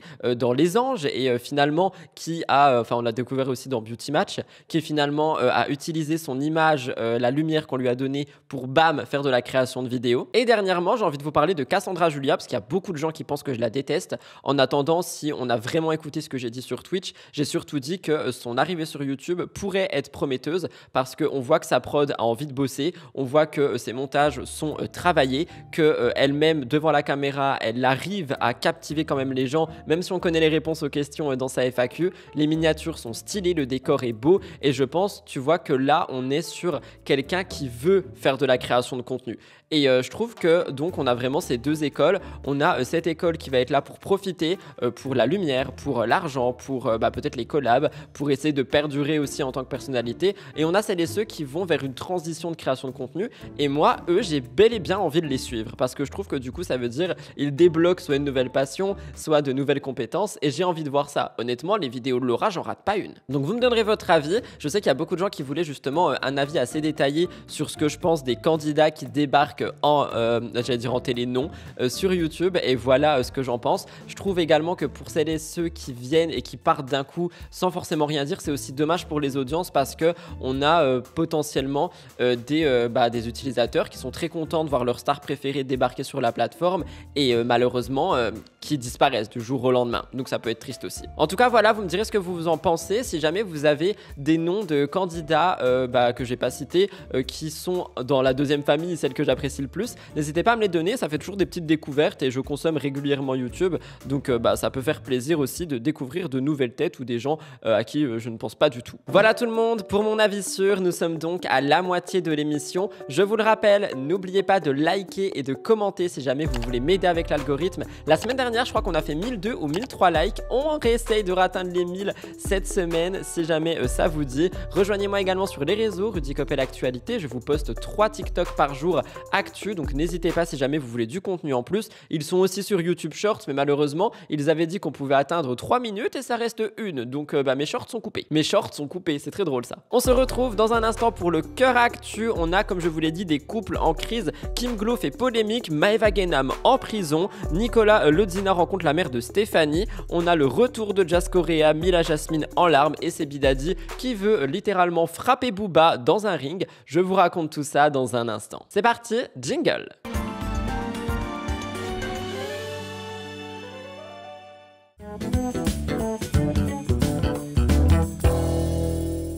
Nous voilà donc à la mi-émission, on parle maintenant du cœur actu et comme je vous l'ai dit, on a pas mal de couples en crise, notamment Paga et Giuseppa. Paga et Giuseppa, couple qui s'est formé dans les Marseillais vs le reste du monde en 2021, semble traverser une période difficile. Ça remet en question leur équilibre familial et également leur vie de couple. Malgré une relation solide au départ, on les a vus d'ailleurs se marier, il y a leurs 2 filles qui sont nées, une en avril 2023, l'autre en 2024. Aujourd'hui, le couple, les 2 parents, rencontrent des turbulences. Paga et Giuseppa ne vivraient plus ensemble en tant que couple. On serait sur un changement radical de leur vie personnelle qui serait exacerbé par l'arrivée de leur 2e enfant. Alors attention, je me suis peut-être mal exprimé, ils sont en couple, mais ils ne vivent plus dans l'intimité en fait. Giuseppa est souvent active sur les réseaux sociaux, elle a partagé les difficultés qu'elle rencontre dans son quotidien, notamment dernièrement l'absence d'aide ménagère et la sensation d'être constamment débordée, on en avait parlé. Dans une story Instagram, elle avait exprimé son désarroi face à l'état de sa maison qu'elle avait décrit comme un bazar permanent. De mon côté, je vous avais dit que je trouvais ça plutôt bien qu'elle en parle de cette manière, que justement ça montre qu'on n'est pas tous et toutes parfaits, etc., etc. Parce que c'est vrai qu'on peut avoir aussi l'image des parents parfaits sur les réseaux sociaux. Bref, ses confidences sur la vie de famille ne se limitent pas à ça. Selon Giuseppa, la routine nocturne a radicalement changé. Elle a dit qu'à partir de 20h, Paga et elle ne sont plus ensemble. Chacun s'occupe d'une de leurs filles. Paga dort avec Georgia, Giuseppa s'occupe d'Adriana parce qu'elle allait encore. Malgré tout ça, les 2 parents continuent de s'afficher sur les réseaux sociaux avec une grande transparence. Ils évoquent leurs défis sans égard et dans une récente vidéo, le couple a abordé la possibilité d'avoir un 3e enfant et donc effectivement ça a fait débat. Il y a beaucoup de gens qui se disent mais attendez, pourquoi est-ce que vous parlez d'avoir un 3e enfant alors que vous avez déjà énormément de mal à gérer en ce moment? Leurs confidences, bien que authentiques et pleines de sincérité, ont suscité des critiques de la part des internautes, qui commentent parfois, tout le temps même, je dirais, les manières d'élever les filles de Paga et de Giuseppa. La situation actuelle soulève plusieurs questions qui concernent l'équilibre de la vie pro et les attentes des internautes, mais aussi les réalités d'une vie de famille. Doivent-ils se sentir obligés de partager tous les détails de ce qui se passe dans leur vie? Je pense que d'un côté, ils s'en sentent obligés parce que c'est de ça dont ils vivent. On a aussi une pression exercée par l'attente de contenu de la part des internautes potentiellement, et aussi peut-on réellement juger les dynamiques familiales de couple en se basant sur ce qu'on peut voir, parce que c'est vrai que dans le cas Giuseppa et Paga, moi comme je vous l'ai dit, je les trouve très authentiques et très vrais, contrairement à d'autres couples comme Jessica et Thibaut qui eux ont beaucoup d'aide je pense, qui également ont une très grande maison, toujours très bien décorée, très bien rangée, et du coup c'est vrai que en tant qu'internaute, je pense qu'on peut avoir cette image des parents sur les réseaux qui sont en mode tout est parfait, alors que Paga et Giuseppa, eux, je trouve, sont très ancrés en fait dans la vie réelle, tout simplement. Vous me direz ce que vous en pensez, je vous laisse regarder Ju. Je vais vous montrer le désastre du linge que j'ai à faire en bas. C'est une catastrophe, je vous montre. Attendez. Alors déjà, regardez, quand on arrive, c'est catastrophique. Voilà, carrément, j'ai honte de vous montrer ça, mais il faut que vous voyez, en fait, c'est grave. C'est grave d'être, d'avoir trop de linge comme ça à ranger, quoi. Putain. En fait, vous savez quoi, le linge, quand on est en retard, c'est le pire truc qu'on puisse avoir. C'est cette nuit, ça a été compliqué. En ce moment, déjà, on n'est plus en couple la nuit. Arrivé 20h, on se sépare, chacun de son côté. Ouais, ça fait un moment, on n'est plus en couple la nuit. Lui, il dort avec Georgia, moi, je dors avec Adriana. Ouais, on sait qu'il y en a plein qui vont dire ouais, pourquoi vous dormez avec les enfants et tout, mais après. Laisse-nous kiffer dans 2 ans. Confort. Laisse-moi dormir avec ma fille. Pour avoir un minimum de. Shana Kress, ancienne candidate de télé, aujourd'hui influenceuse, fait face à une période difficile alimentée par des rumeurs et des événements personnels. Je vous rappelle qu'elle a accueilli son fils Luca, elle partage son quotidien avec Jonathan Matijas et aujourd'hui, elle semblait connaître un quotidien épanoui et heureux. Je vous rappelle que le couple dernièrement a vécu quelques crises. La semaine dernière, je vous parlais des gestes de réanimation qui étaient nécessaires et essentiels parce que leur petit a failli s'étouffer. Le couple a été aussi au centre de rumeurs de séparation. J'en ai parlé le mois dernier. Et récemment, Shana a révélé qu'elle serait de nouveau enceinte, mais cette grossesse a été de courte durée. Dans une vidéo émotionnelle, Shana semble affaiblie et elle dit qu'elle a vécu une expérience traumatisante. Elle dit qu'elle a eu des saignements, qu'elle s'est sentie épuisée et elle a envisagé qu'elle pourrait peut-être être en train de faire une fausse couche. Elle a aussi eu un test qu'elle avait effectué suite à des symptômes inhabituels. Je cite, « C'est seulement quand je suis enceinte que je me sens comme ça ». Toutefois, après une visite à l'hôpital avec John, elle a appris que la grossesse n'était pas viable et que ses symptômes étaient causés par des polypes, une condition qui nécessitera des examens de suivi pour son état de santé. Cette épreuve vient donc s'ajouter à tout ce que Shana et John sont en train de vivre actuellement. Jonathan avait, comme je vous l'ai dit, réussi à sauver Luca parce que vraiment il était en train de s'étouffer, comme je vous en ai parlé la semaine dernière. Et donc l'annonce de ce qui s'est passé à l'hôpital, la situation difficile de Shana et John en ce moment, eh bien c'est vrai qu'ils ont quand même pas mal de difficultés. On a la question de l'intimité qui est devenue beaucoup crucial ici. Est-ce que, vu qu'ils sont trop exposés, ils doivent continuer de montrer toute leur intimité? Est-ce que c'est aussi assez intéressant pour les internautes et leurs abonnés de connaître chaque détail de leur vie? Encore une fois, Shana et John, je trouve qu'ils sont un petit peu dans la même dynamique que Paga et Ju, dans le sens où eux, ils ont vraiment fait de leur chaîne YouTube une chaîne de télé-réalité, mais à eux. C'est-à-dire que quand tu vas suivre leur quotidien sur leur chaîne YouTube, eh bien, justement, on est sur une télé-réalité qui est créée par Shana et John. Donc après, ça plaît ou ça plaît pas. Moi, vous savez que je suis plus dans la team venez, on garde un petit peu de jardin secret, etc. Mais eux, ils ont fait le choix de partager toutes leurs expériences finalement. Et est-ce que du coup, ça pourrait aider des femmes qui passent par des choses similaires? Je sais pas, à vous de me le dire. Cette situation amène à réfléchir sur la façon dont les influenceurs naviguent dans la vie personnelle tout en restant connectés à un public qui parfois peut en demander de plus en plus. Kim Glow a énormément fait parler d'elle cette semaine. Du coup, je voulais un petit peu vous parler de tout ça. La jeune maman a quitté le milieu de la télé-réalité pour se consacrer pleinement à sa maternité, quoique on l'a vu dans les 50 et on la revoit dans The Cerveau. Et justement, il y a eu les photos d'anniversaire de sa fille, Talia. Elle est entourée de cadeaux, elle a un joli gâteau rose et on voit que même Kim était totalement ravie. Elle a écrit « Il y a un an, tu es arrivé dans ma vie et tout a changé. C'était comme si d'un seul coup, le monde prenait tout son sens. Aujourd'hui, on fête ta première année. Merci de m'avoir donné le plus beau rôle de ma vie, être maman. » Mais il y a un autre détail qui a particulièrement attiré l'œil des internautes. Kim Glow a révélé avoir refusé plusieurs propositions d'entreprises événementielles qui lui suggéraient d'organiser un anniversaire sponsorisé pour sa fille. Parmi les offres, on a eu des châteaux gonflables, des décorations personnalisées, des personnages Disney et même un spectacle était prévu, mais Kim a décidé de rester fidèle à ses valeurs et elle a voulu s'opposer à cette surenchère. Elle a dit « Je ne voulais pas le faire juste pour faire rêver Instagram, ce n'est pas ce que je voulais pour toi, pour ce moment unique. Ce choix est donc loin des standards d'une fête organisée sponsorisée et ça a suscité beaucoup de réactions positives parmi tout le monde. Nombreux sont ceux qui ont salué sa simplicité et son authenticité. On a pu lire bravo Kim, tu peux être fier, respect, tout dans la simplicité. Et c'est vrai qu'il y a beaucoup de gens qui s'attendaient encore une fois à un anniversaire extrêmement extravagant, comme on peut le voir notamment justement avec l'anniversaire qui a été organisé par Marwa pour Maria Valentina, ou encore les anniversaires des enfants de Jess et Thibaut, de Manon et Julien, etc. etc.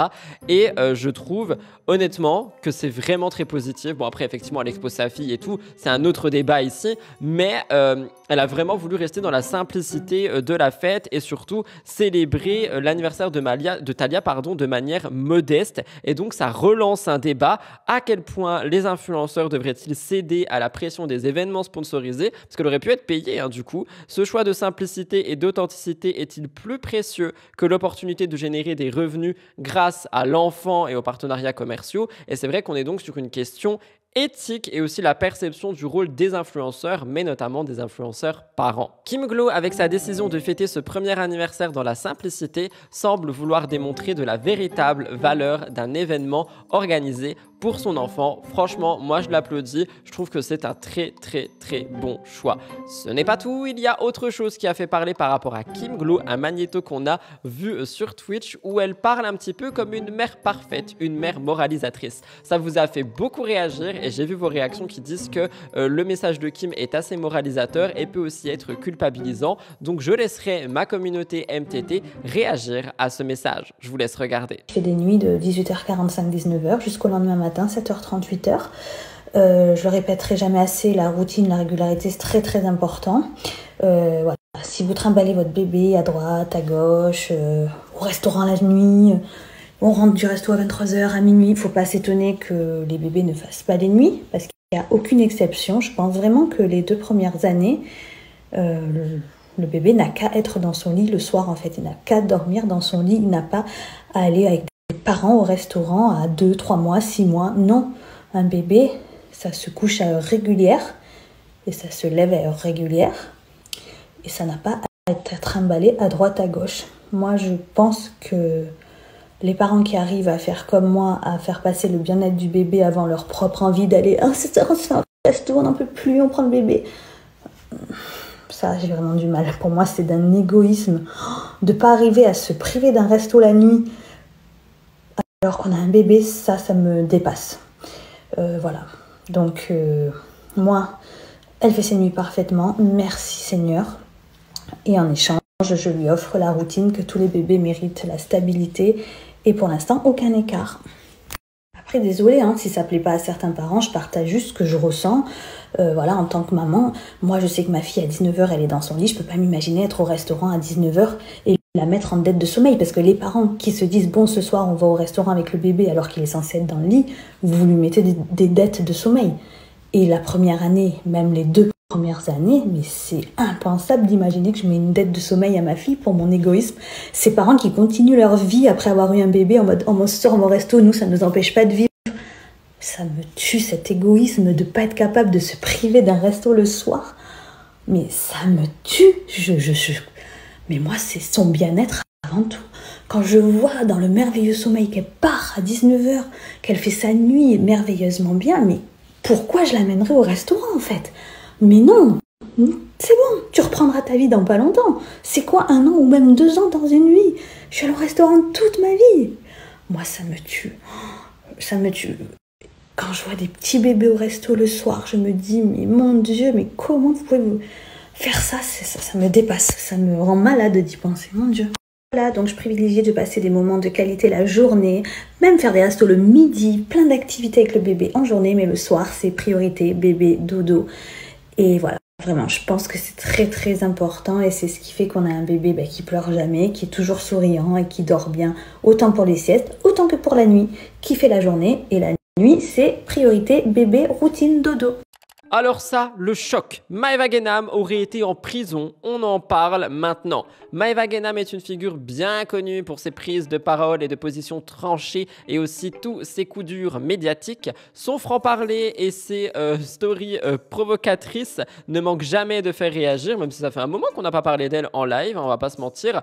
Rappelez-vous, la semaine dernière, elle faisait parler parce qu'elle voulait défendre Marois, mais elle avait qualifié son nez de gros nez et elle avait dit que Marois était une vicieuse. Et donc, on se demandait si elle voulait vraiment la défendre. Cette fois-ci, c'est une rumeur sur un séjour en prison à Dubaï qui a fait parler de Maeva. En fait, elle a récemment pris la parole pour clarifier la situation en répondant directement aux spéculations qui circulent sur les réseaux sociaux. Sur Snapchat, elle a dit « Je vous explique au nom d'Allah 3 fois, je n'ai ni été en prison, ni en garde à vue ». Elle a ensuite précisé que ces rumeurs étaient totalement fausses, exhortant ses abonnés à ne pas croire tout ce qui se dit sur Internet. Maeva a insisté sur le fait qu'elle n'avait rien fait pour être mêlée à une telle situation et a demandé à ses fans d'arrêter d'inventer des histoires à son sujet. Alors j'avais effectivement vu des rumeurs disant qu'elle aurait pu être arrêtée suite aux plaintes de Diva Rebecca. Alors ça c'est quelque chose que vous m'avez beaucoup demandé de traiter, l'affaire Diva Rebecca et Maeva Genam, sauf que je trouve qu'on est sur des stories et une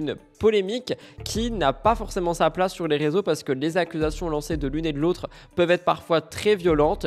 Ça me dira, on a parlé si jamais ça vous intéresse, mais moi de mon ressort je ne suis pas assez calé sur les 3 protagonistes parce que Salia est aussi mêlée à ça et je trouve qu'il y a des accusations qui sont quand même assez lourdes, assez graves et j'ai pas forcément envie d'y mêler ma patte si je ne maîtrise pas le sujet. Donc c'est vraiment mon choix de ne pas en parler. Bref, malgré sa tendance à attirer la polémique, Maeva a toujours réagi avec vigueur pour défendre son image et son honneur. Rappelez-vous, elle avait aussi été critiquée pour un comportement jugé cruel envers ses animaux de compagnie. On voyait ces chiens qui semblaient avoir peur d'elle. Tout le monde avait dit, mais attends, du coup elle s'en occupe pas. Maeva avait essayé de défendre son image. Elle avait d'ailleurs beaucoup crié. Cette fois-ci, elle se défend par rapport à cette situation de rumeur prison. Je vous laisse regarder. Je vois tourner comme quoi j'étais en prison ou en garde à vue.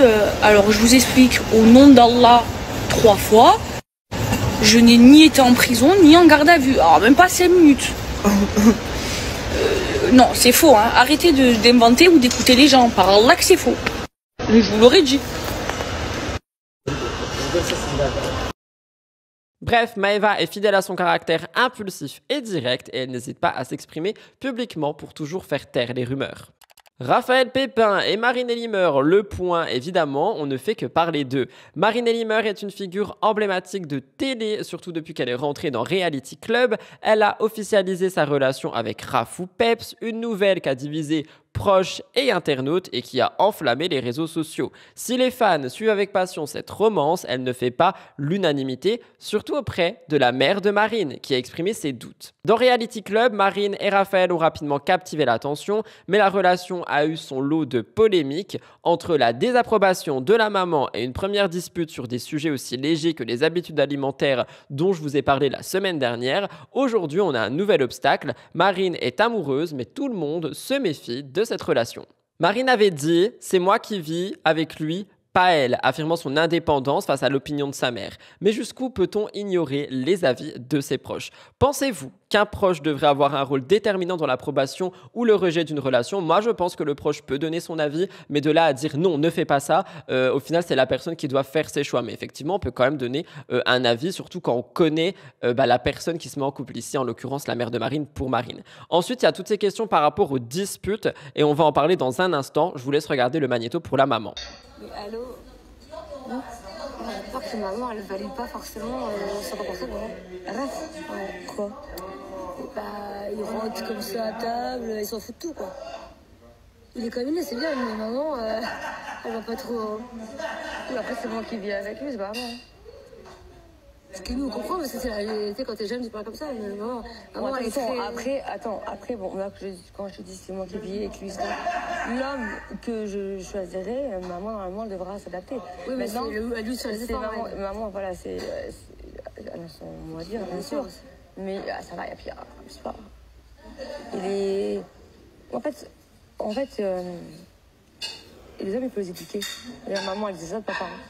Papa, et avant, il courait partout, il était sur toutes les femmes et il devient un homme bien. Quand je vois, il rote, moi je peux comprendre. Mais il faut les éduquer, regarde. L'autre fois, il a dit, éduque-le avant que l'enfant. Effectivement, un autre incident a véritablement enflammé les réseaux. Lors d'une dispute, Marine a accusé Raphaël de la rabaisser en permanence. Raphaël a quitté la table en disant « c'est pas une meuf, c'est un cancer sur pattes ». J'en ai parlé dans un réel sur mon compte Instagram Rudy Koppel Actualité. Même si le couple s'est réconcilié après cet échange, cette réplique elle a choqué tout le monde. Et en vrai, je peux comprendre. Il y a des gens qui ont dit que Raphaël était une pourriture, qu'il était odieux et donc ces tensions continuent de diviser les fans par rapport au couple. Il y en a beaucoup qui estiment que les deux devraient être plus respectueux l'un envers l'autre et que s'ils se réconcilient et s'engueulent à chaque fois, leur relation risque de ne pas tenir dans le temps. Je vous laisse regarder Raphaël. C'est que du négatif, que du rabaissement, que du... tout ce que je veux pas du tout. Tu t'en rabaisser les... Mais c'est sûr que quand tu dis, il y a personne qui est malheureux, qui est triste, moi ça me fait de la peine, je suis la vérité, j'ai aucune honte à le dire en fait. Mais toi, tu fais le mec, tu joues le mec fort, le mec, et qui rabaisse sans cesse. Au bout d'un moment, c'est plus un kiff en fait. Parce que je vois ton vrai visage, ça me plaît pas. Qu'est-ce que ça fait de dire devant tout le monde encore une fois, de dire, non mais il y a personne qui est triste, tu vois ce que je veux dire? Ça fait 4 heures que je rabaisse. Ta bouche, c'est mieux là. Et ferme ta bouche et nique ta mère et mec. Non, comment tu parles? Elle a jamais dit ça. Ouais, elle a jamais dit ça. Ouais, quand tu dis. Ah ouais, tu parles de ça, mec? Est-ce que tu vas te mettre ce sujet? Est-ce que tu m'as dit, tu l'as dit? Alors arrête de parler, s'il te plaît. C'est comme l'histoire que tu veux dire, c'est exactement la même que oppressante aujourd'hui. J'ai pas envie de te. Je m'as gonflé. Je te promets rien, viens, on se parle plus. Juste attends minuit et je respire. Ok. Attends que elle perde sa chaussure, Cendrillon. Ah, ça va, mec. T'as soif, hein? Ah bah ouais, mec. Bois dans mon verre, tu liras dans mes pensées. Elle m'a tué. M'a tué la santé.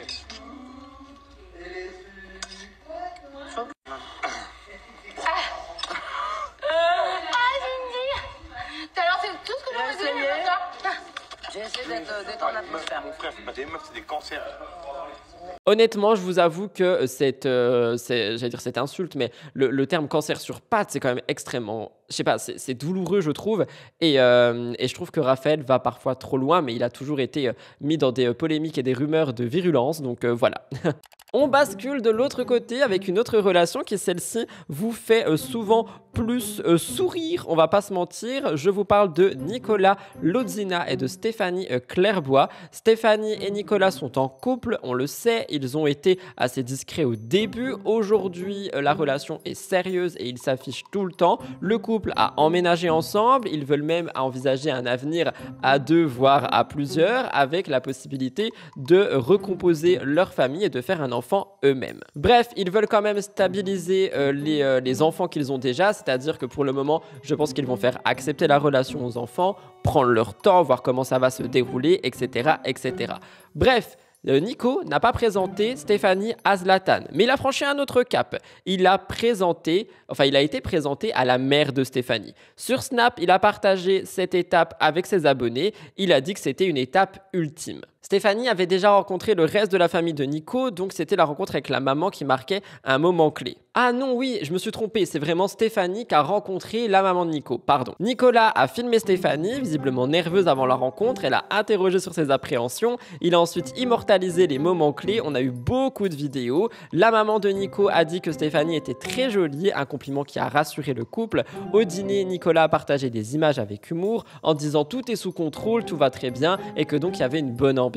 La soirée s'est déroulée dans une très belle atmosphère, chaleureux, détendu. Nicolas a posté une photo de lui et Stéphanie, il a dit « Je suis très content, cette soirée a été incroyable, la rencontre entre ma mère et ma chérie, ça s'est super bien passé, elles ont même des points communs. » Il a également dit « Merci Dieu pour tout ce qui m'arrive, on voit que Nico est très heureux et épanoui avec Stéphanie en ce moment et honnêtement c'est une relation que j'aime beaucoup voir évoluer. » Alors encore une fois, je suis pas pour le fait d'exposer les enfants etc, mais je parle vraiment de eux en tant que couple. Je trouve que ça donne beaucoup d'espoir. Nico était vraiment dans une très mauvaise passe ces dernières années après son divorce et là j'ai l'impression de voir une fleur qui est en train d'éclore d'un coup, donc je trouve ça très beau. Je vous laisse regarder un magnéto. Bon, débriefing de cette première soirée chérie.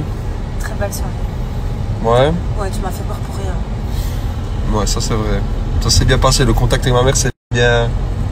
On aurait dit que tu étais plus stressé que moi.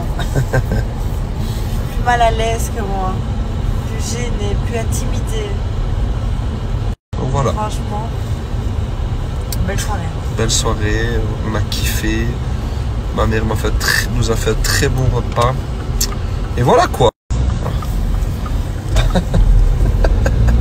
Je vous en ai fait une petite enquête qui n'a d'ailleurs pas beaucoup marché sur ma chaîne, mais c'est pas grave. Jazz Correa est de retour après une longue absence sur les réseaux sociaux. Depuis plusieurs semaines, il faut savoir qu'elle traversait des moments difficiles, notamment en raison de problèmes de santé. Elle a révélé avoir souffert de douleurs thoraciques intenses. Elle a été à l'hôpital pour des calculs biliaires. On a dû elle devait se faire opérer de la vésicule biliaire, mais on a également trouvé des caillots. Tout ça, je vous en ai parlé. Et dans une vidéo partagée le 11 novembre, elle se filme sans maquillage, en pyjama, et elle dit qu'elle va revenir en story au quotidien. Elle a dit qu'elle a traversé pas mal d'épreuves ces dernières années et qu'aujourd'hui elle veut être le plus authentique possible. Ce retour sur les réseaux est un moment fort pour Jazz pour essayer de reconnecter avec sa communauté. Il y en a beaucoup qui vont dire que c'est business, moi le premier, mais je peux aussi comprendre qu'elle a envie de reconnecter. Je vous laisse regarder. J'espère que vous allez bien. Alors, par où commencer? Déjà, j'ai commencé à choisir de faire cette story très naturellement, en pyjama, pas de maquillage, cheveux attachés à One Again, comme à l'époque. Récemment, quand j'étais partie à Paris, je vous avais fait une annonce que j'allais revenir sur les réseaux. Et à mon retour de Paris, comme vous le savez, j'ai été super malade. Super malade. J'étais malade, quoi, donc c'était pas cool. Donc je suis passée par les 3 opérations que je vous avais dit. Ensuite, j'ai eu quelques petites galères un peu reloues à gérer. Et puis aussi, comme je vous ai dit, se remettre dans le bain, pas facile du tout. Et parce que tout est éparpillé, par où commencer. Donc j'arrête pas de me dire par où commencer, quoi leur raconter de mes 2 dernières années, comment reprendre le naturel. C'est vrai que faire des stories, etc. ne fait plus forcément que partie de mon quotidien. Du coup, il faut que je m'y remette. Donc je me suis dit que tout simplement, au lieu de me dire par où je commence, qu'est-ce que je fais, qu'est-ce que je leur raconte, je vais juste reprendre quotidiennement. Donc je disais à vous faire les stories, et puis bien sûr quand il se passe des moments, des trucs, je vous raconterai des petits moments de ma vie qui s'est passé ces 2 dernières années depuis que je suis beaucoup moins présente sur les réseaux. Donc ça a été un choix, ça a été plutôt suite à mon ban de Snapchat, pardon. Ensuite, j'avais fait encore une saison de la GLC. Après, j'avais décidé de prendre une pause. Ensuite, le temps est passé. Enfin, il s'est passé 1 milliard de trucs. 1 milliard de trucs. Donc c'est vrai que quand je suis vos FAQ, genre j'aime bien vous poser des questions, c'est souvent les mêmes questions qui ressortent. Où s'en est la GLC? Qu'est-ce que tu fais? On veut que tu sois plus présente, mais pas de questions spécifiques. Donc les gars, je vous annonce qu'officiellement, tous les jours, je vais faire des stories. Ce n'est pas tout, Jazz a aussi partagé un moment un petit peu plus personnel que j'ai trouvé très intéressant. Elle a expliqué que Laurent a amené leur fils Caden pour un road trip entre garçons. En fait, dans cette vidéo, dans la story, Jazz montre Laurent et Caden qui quittent la maison avec une valise pour ce voyage père-fils. Elle a dit qu'ils partaient en road trip, une escapade qui devait offrir à Caden l'opportunité de se déconnecter des tablettes, parce que Jazz a dit que Caden était devenu très agité et très turbulent et que l'iPad n'aidait pas. Elle a dit que l'iPad était devenu une source de dépendance pour Caden. Elle a dit que c'était l'achat qui était la pire connerie qu'elle ait jamais faite. Jazz a confié qu'elle mène un combat constant pour limiter l'exposition de son fils aux écrans. Je pense qu'elle a dû trop lui donner à un moment et qu'il est devenu littéralement accro. Il y a énormément de reportages à ce sujet. Il y a beaucoup de documentaires sur YouTube également qui traitent du fait que les écrans donnés aux enfants au plus bas âge peuvent créer des dépendances, des troubles dans le comportement, etc. Et donc, Caden devient rebelle et capricieux, surtout lorsqu'il n'a pas son écran. Et c'est quelque chose qui fait beaucoup réagir. Je vous laisse regarder. Comme vous avez pu voir, mon Rima, il est parti en vacances avec mon fiston. Il y a un calme absolu. Entre mon fils le plus turbulent et mon mari pas dans la maison, sur la vie de ma mère, que carrément c'est presque flippant, tellement la maison est calme. En vrai, je voulais aller chez ma copine, mais flemme de fou, c'est ça le problème. Donc vous vous demandez peut-être pourquoi il y a que Caden qui est parti en vacances, parce que voilà, je vous l'ai toujours dit, mon fils c'est le Caden, c'est le plus turbulent, maybe a little bit like me, un peu comme moi. Et du coup, il est parti se faire un peu un road trip avec son père, en mode garçon, pour prendre un peu... Non, je rigole, mais genre un peu pour, vivre sans le iPad. L'iPad, c'est la pire connerie de ma vie que j'ai fait. Ce gosse, il est addict de l'iPad. C'est un combat que je vis avec lui. Genre un combat. Donc du coup, voilà, pas d'iPad, il va vivre là-bas. Et essayer d'un peu obéir et grandir, parce qu'il est un peu... il est capricieux, un peu baby, un peu rebelle. Mon avis là-dessus est que, je l'ai toujours dit, les enfants exposés à des écrans beaucoup trop tôt, ça peut malheureusement donner des enfants qui, ne veulent plus écouter, qui font des crises pour avoir leurs écrans, etc. etc. Alors je pense qu'encore une fois, avec des limites, avec un cadre, avec oui, une limite de temps, mais vraiment très stricte, et surtout en se renseignant sur le sujet, ça peut toujours être possible de donner un écran à un enfant, il n'y a pas de souci là-dessus, mais de tout le temps lui donner en mode tiens, va prendre ton écran, bisous, laisse-moi tranquille, pendant des heures et des heures, tous les jours, toutes les semaines, tous les mois, toute l'année, ça peut vraiment, je pense, être compliqué.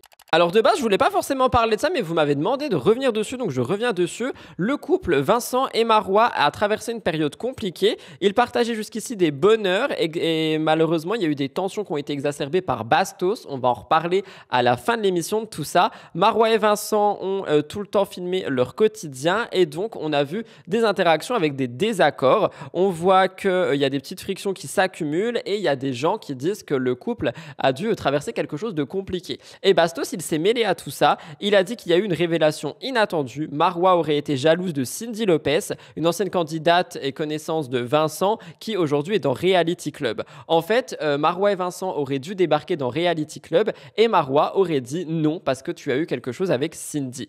Donc, je pense qu'il y a eu pas mal de petites crises de jalousie effectivement, qui ont une fois de plus été exacerbées par Bastos qu'on a parlé en live et c'est quelque chose qui a fait beaucoup réagir. Alors honnêtement, c'est très court, j'ai même pas de magnéto, mais vous vouliez que je vous explique pourquoi est-ce que cette rumeur avait eu lieu, c'est tout simplement parce que ils devaient donc venir dans l'émission sur OO, ils ne sont pas venus et Bastos a expliqué que c'était pour cette raison. Donc vous me direz ce que vous en pensez. J'ai très mal avec ce truc à l'oreille, du coup excusez-moi, je l'enlève. Aïe, ça fait mal, je crois que je l'ai trop serré. Aïe, je souffre. Ah, ça fait du bien. Oui, j'ai dû trop le serrer, j'étais en train de me planter l'oreille, moi. Mon Dieu. Et voilà, je mets du gloss sur le micro, on adore. Bref. Je vous l'ai dit, nous avons des couples en crise. Manon et Julien, un couple emblématique de télé-réalité, traversent une vague de rumeurs sur une éventuelle séparation parce qu'ils n'ont plus été vus ensemble pendant un mois. Et donc, il y a eu beaucoup de rumeurs. Manon et Julien ont surmonté toutes les épreuves qu'ils ont pu surmonter ensemble. Et l'absence de Manon sur les réseaux a été assez questionné et dans un message Manon a dit: je suis toujours avec Julien, je ne l'ai pas vu depuis un mois mais il me manque et je compte les jours, parce qu'en fait elle était en tournage pour The Power. Et oui, on va retrouver Manon Tanti, Mélanie Dedigama et j'ai pas les autres noms mais je vous chercherai ça pour une actu. Mais du coup on a beaucoup de questions. Les couples de célébrités de télé font souvent face à une attention constante. Est-ce qu'on peut dire que cette attention peut fragiliser leur relation de par les rumeurs, etc. En vrai, j'ai envie de dire que c'est possible. Et est-ce que quand un couple passe autant de temps éloigné comme avec un tournage, est-ce que ça peut être bénéfique pour renforcer leur lien? Parce que du coup, ça crée un manque. C'est vrai que les couples d'influenceurs sont souvent H24 les uns sur les autres. Donc peut-être qu'on peut créer un manque par rapport à un tournage. Je ne sais pas. En tout cas, Manon a été claire. Julien lui a manqué. Elle a hâte de le retrouver. D'ailleurs, au moment où je vous parle, c'est chose faite. Je vous parle de Mila Jasmine qui a fait pas mal de polémiques, elle a suscité des réactions assez négatives. En fait, elle profite pas du tout de son bonheur après la naissance de sa fille, Aliena, étant donné que Mila fait face à une vague de critiques et de soupçons sur les réseaux sociaux. Après l'accouchement, elle s'est exprimée sur Insta, elle était bouleversée, elle a craqué en expliquant à sa communauté la tristesse qu'elle ressentait à l'idée que ses parents repartent bientôt en France après leur visite à Dubaï. Elle a partagé sa douleur de voir Mani si proche de ses grands-parents, rendant les séparations encore plus difficiles. Les larmes de Mila semblent être un mélange d'attachement familial et de fluctuations hormonale fréquente après l'accouchement. Elle a choisi de nourrir sa fille également au lait en poudre, quelque chose qui a été critiqué, et donc les gens n'arrêtent pas de critiquer Mila. Elle pleure trop, c'est elle qui a choisi de vivre à Dubaï, en plus elle donne du lait en poudre à sa fille, elle sait pas éduquer ses enfants, elle les a achetés, bref, toujours plein de critiques envers Mila. Certains internautes l'accusent d'être égoïste ou de ne pas avoir d'excuses valables pour ne pas allaiter, soulignant qu'elle a de nombreux soutiens comme Nounou ou encore sa famille qui était toujours présente. D'autres mettent toujours en doute sa grossesse, alimentant des rumeurs absurdes selon lequel elle a acheté ses enfants et qu'elle a fait des fausses grossesses. Toutes ces critiques viennent du coup alimenter un harcèlement qui est subi par Mila depuis depuis la naissance de Mani finalement. Malgré ça, il y en a quand même beaucoup qui la défendent et donc moi j'ai envie de vous poser la question, que pensez-vous de cette situation? Faut-il s'élever contre ces jugements ou simplement ignorer les critiques des internautes? Mais à ce niveau-là, si vous ouvrez Twitter et que vous tapez Mila Jasmine, c'est plus des critiques, ça en devient vraiment très grave. Je vous laisse regarder, vous me direz ce que vous en pensez. Je devrais allaiter. Est-ce que je devrais arrêter? Actuellement, je lui donne du lait en poudre. Je vais même pas faire la meuf, ouais, j'allaite et tout. C'est pas vrai. Dans le sens où je me suis revue, en fait, comme je vous disais, avec Mani, où ça a été très dur pour moi. Même si c'était merveilleux et tout. Mais c'est vrai qu'il y a des jours où je me dis, est-ce que je devrais allaiter? Genre, des fois, je me dis, je suis égoïste. Genre, c'est pas bien. Avec Mani, tu l'as fait. Pourquoi tu le fais pas avec elle? Après, en plus, je lis des trucs de fou. Les gens, ils disent, ouais, quand on allaite, le bébé, après, il tombe pas malade. Quand on donne du lait en poudre, les bébés, ils sont plus malades. Et je me dis, imaginez, c'est vrai. Genre, enfin, je touche du bois, mais jusqu'à présent, Mani, la vérité, allez, il a déjà eu un tout petit peu de fièvre ou des trucs comme ça, mais grâce à Dieu, je l'ai jamais emmené à l'hôpital et tout. Et des fois, je me dis, ouais, est-ce que c'est parce que je l'ai allaité et tout? Genre, je sais même pas si c'est vrai, ces rumeurs, genre. Comme par hasard, j'ai parlé d'allaitement, regardez. Je termine le cœur actu avec Sebi Daddy. Sebi Daddy est maintenant un influenceur bien connu pour ses coups d'éclat et son franc-parler. Et une fois de plus, il a décidé de faire parler de lui. Après avoir remporté le combat MMA très médiatisé face à Ilan, il a décidé de viser encore plus haut. Cette fois-ci, il veut combattre Booba. Je vous rappelle que le combat Sebi Daddy et Ilan s'est tenu le 26 octobre. Il a captivé l'univers de la télé-réalité. Je vous rappelle qu'il y avait 1 million d'euros qui étaient en jeu, avec 500 000 euros dus au vainqueur. Sebi Daddy a triomphé, mais la polémique s'est pas fait attendre. Ilan a refusé de payer. Il a dit que Sebi Daddy avait volé sa voiture avant le combat. Bref, on a des accusations qui ont alimenté littéralement les réseaux sociaux juste après le combat pour des règlements de compte. Mais bon, face à sa victoire, Sebi Daddy a choisi de provoquer Booba, célèbre pour ses clashs avec les réseaux sociaux, en l'invitant dans un combat dans l'octogone. Sebi Daddy a dit, s'il refuse, je sais où il fait ses courses et je l'attraperai. Et c'est vrai qu'il est connu contre son mépris contre les influenceurs, Booba, et il n'a pas répondu pour le moment. Les fans des deux personnalités se déchaînent sur les réseaux sociaux. Il y en a certains qui trouvent que ce défi est ridicule et désespéré. D'autres rêvent de voir Booba, habitué aux conflits verbaux, descendre dans l'arène et prouver sa force physique envers un candidat de télé en plus. Booba est silencieux pour le moment, mais il a souvent montré qu'il savait transformer les provocations en opportunités médiatiques. Si ce combat improbable est pour le moment à l'hypothèse, je pense que honnêtement ça pourrait peut-être se faire si Booba en entend parler. Je vous laisse regarder Sebi Daddy. Qu'il arrive, s'il veut pas être un jour dans un octogone avec moi, je sais où il fait ses courses et j'attraperai en allant voir ses courses. Je ferai en sorte qu'il y ait un peu de pelouse quand même autour pour pas le faire trop mal et quelqu'un filmera et on mettra sur Twitter qui est son réseau social préféré. Voilà. Après, encore une fois, moi j'ai toujours cette pensée pour les véritables sportifs qui malheureusement peinent à trouver des places dans les arènes, qui peinent à vivre tout simplement de ce qu'ils aiment et voir tous ces candidats, ces influenceurs qui justement utilisent leur notoriété pour passer avant eux, entre guillemets. D'ailleurs, dernièrement aux États-Unis, on a eu Jake Paul aussi qui vient de remporter un combat. Enfin, j'ai l'impression que c'est vraiment devenu le nouveau truc. Là, tout le monde se bat, quoi. Voilà tout le monde pour le cœur actu cette semaine. On va passer au gros dossier. Ils sont 3, ils sont longs, ils sont corsés. On a Antoine Goretti qui nous répond pendant environ 6 minutes par rapport à tout ce qui a été dit sur lui. Pourquoi est-ce qu'on n'a pas eu la réponse de la fille concernée? Pourquoi est-ce que les gens l'accusent de telle chose? Comment est-ce qu'ils se sont aujourd'hui? Il nous dit tout. Je vous raconte tout ça dans un instant. Avant toute chose, n'oubliez pas encore une fois de liker, commenter et vous abonner si c'est pas fait. Vous pouvez le faire sur télé, iPad, téléphone. Bref, ça prend une seconde pendant que je suis en train de faire mon discours. Là, tu peux littéralement liker. Donc n'hésite pas parce que franchement, je pense qu'on pourrait un jour atteindre 2000 likes. Je l'espère sincèrement. Je vous retrouve après le jingle. C'est parti. Gros dossier.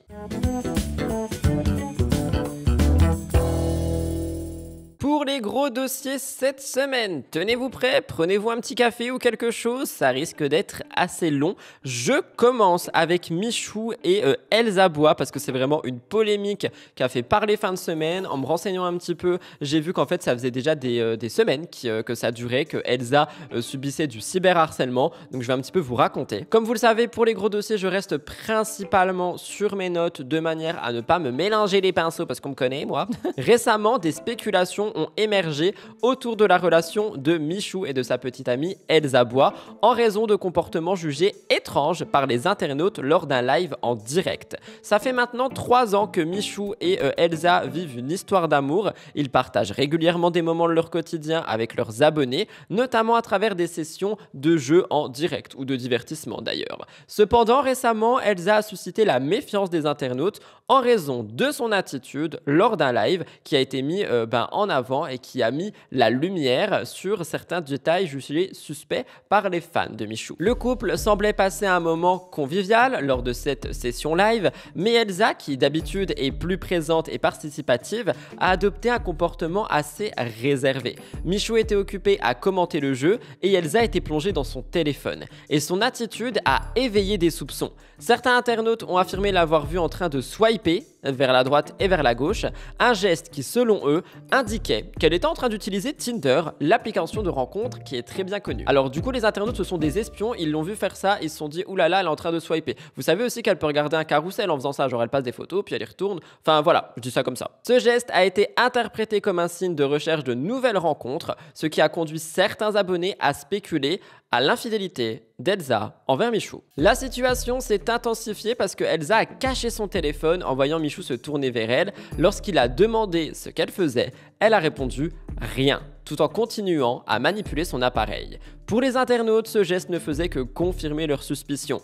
Elsa semblait effectivement être en train de cacher quelque chose. Plusieurs commentaires ont rapidement afflué sous la vidéo, avec des internautes convaincus qu'elle était en train de swiper des profils pendant que Michou était occupé. Il y en a certains qui ont même ironisé sur le fait qu'elle cherchait un remplaçant pour le week-end parce que Michou ne serait pas là. Le truc, c'est que comme je vous l'ai dit, c'est pas la première fois que le comportement d'Elsa soulève des questions pour les internautes et donc qu'elle subit du harcèlement. C'est surtout sur ce point, moi, que je souhaite revenir.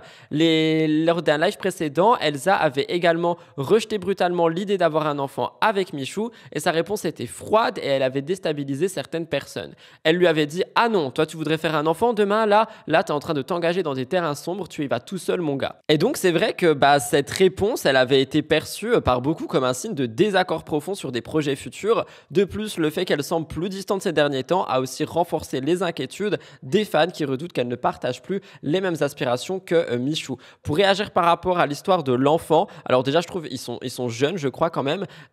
Effectivement, par contre, dans un couple, ça peut être quelque chose qui peut porter préjudice, étant donné que si on n'a pas les mêmes aspirations pour l'avenir, pour le futur de la relation, eh bien ça peut être quand même assez compliqué. Je vous laisse regarder un magnéto que je vais prendre le soin de trouver pour le montage parce que je sais que j'avais vu justement ce genre de choses passer.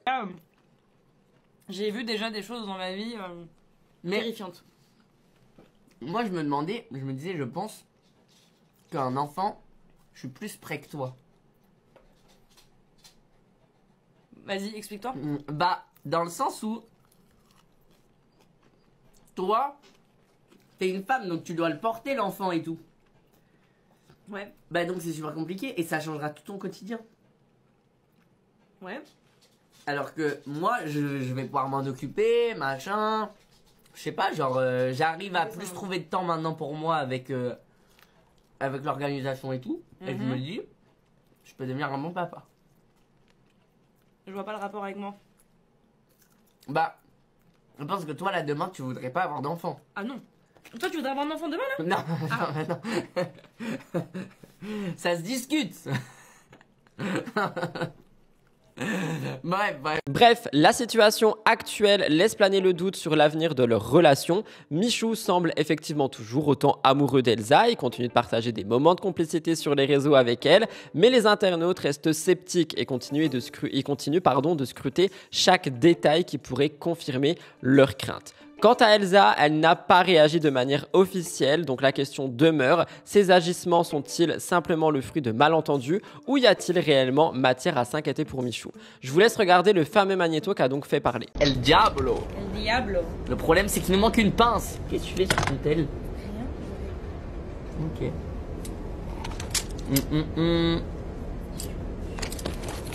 Shorty, on va l'améliorer, c'est la meilleure arme du jeu. Pareil. Avant de parler de la réponse de Michou, sachez que j'ai vu également énormément de choses se passer sur Twitter. J'ai vu qu'il y avait plein de gens qui mettaient des threads en mode toutes les fois où Elsa a été bizarre avec Michou, toutes les fois où elle a été infidèle avec lui. Les gars, je tiens quand même à préciser qu'on n'est pas dans leur relation, qu'on peut pas se permettre de dire ce genre de choses. Alors je peux comprendre qu'il y ait des rumeurs quand on voit une incompréhension, mais là ça s'est vraiment transformé en tollé sur les réseaux sociaux. Il y a eu énormément de choses. J'en ai même fait un TikTok tellement les gens en parlaient. Ce sont des rumeurs et malheureusement, Elsa, elle subit du cyberharcèlement depuis maintenant quelques semaines. Depuis quelques semaines, d'après ce que j'ai compris. On m'a dit que ça faisait 3 semaines, 1 mois. J'ai entendu ça sur le live d'une amie et j'étais là en mode waouh, mais en fait, personne n'en parle et c'est super grave. Mais bon, Michou a finalement pris la parole pour dénoncer les fausses rumeurs qui circulent autour de son couple.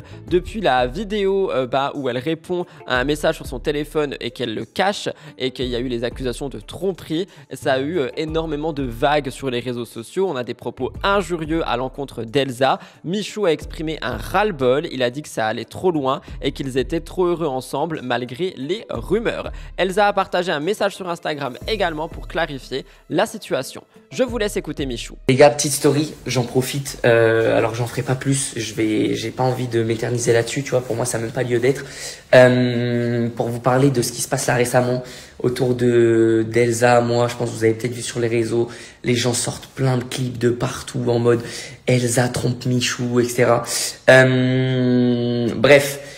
Alors déjà, je suis pas là pour me plaindre et tout parce que c'est le risque. On a décidé de s'afficher publiquement sur les réseaux. C'est le risque. C'est comme ça. Mais les mecs, juste pour vous rappeler une chose, ça va trop loin. Moi, ça me casse les couilles déjà à partir du moment où ça touche quelqu'un de mon entourage, quelqu'un de proche à moi. Moi, ça fait longtemps que je suis là, que je suis sur les réseaux, donc je m'en fous. Mais les gars, s'il vous plaît, juste arrêtez de partir en couille dans tous les sens avec des clips de merde. Sachez juste que ça fait très longtemps que c'est comme ça, qu'on nous invente une vie, qu'il y a des rumeurs, Elsa trompe Michou, machin. Ouais, la story faisait plus d'1 minute, ça a coupé. Ça fait 3 ans qu'on est ensemble et on a toujours eu des rumeurs, des machins. On est encore là aujourd'hui, on est encore ensemble, tout se passe bien, on est très heureux. Donc voilà, juste pour vous tenir au courant que non les gars, vous sortez des vieux clips de son contexte et vous partez en couille tout seul en mode ouais machin, elle a fait ça donc ça veut dire que non vraiment pas. Donc voilà. C'est tout. Je ne peux rien dire de plus en fait. Y a rien d'autre à dire. Donc voilà. Elsa a mis en story une vidéo où ils sont les deux. Et elle a écrit Just 2 happy kids minding their own business as you should. Donc en gros, elle explique juste 2 enfants qui s'occupent de leurs affaires. Vous devriez faire la même chose. J'ai envie de vous dire que cette polémique, elle reflète une fois de plus tout ce qui peut se passer sur les réseaux sociaux, que ça soit en in et en off, parce que en soi, le geste de je swipe ne veut pas forcément dire Tinder. Le fait qu'elle cache quelque chose, peut-être qu'elle regardait quelque chose qui la concerne elle, c'est pas parce qu'ils sont en couple qu'elle doit tout lui montrer. Ça, ce n'est que mon avis. Donc vous me direz ce que vous en pensez. En tout cas, très gros dossier pour commencer les gros dossiers justement.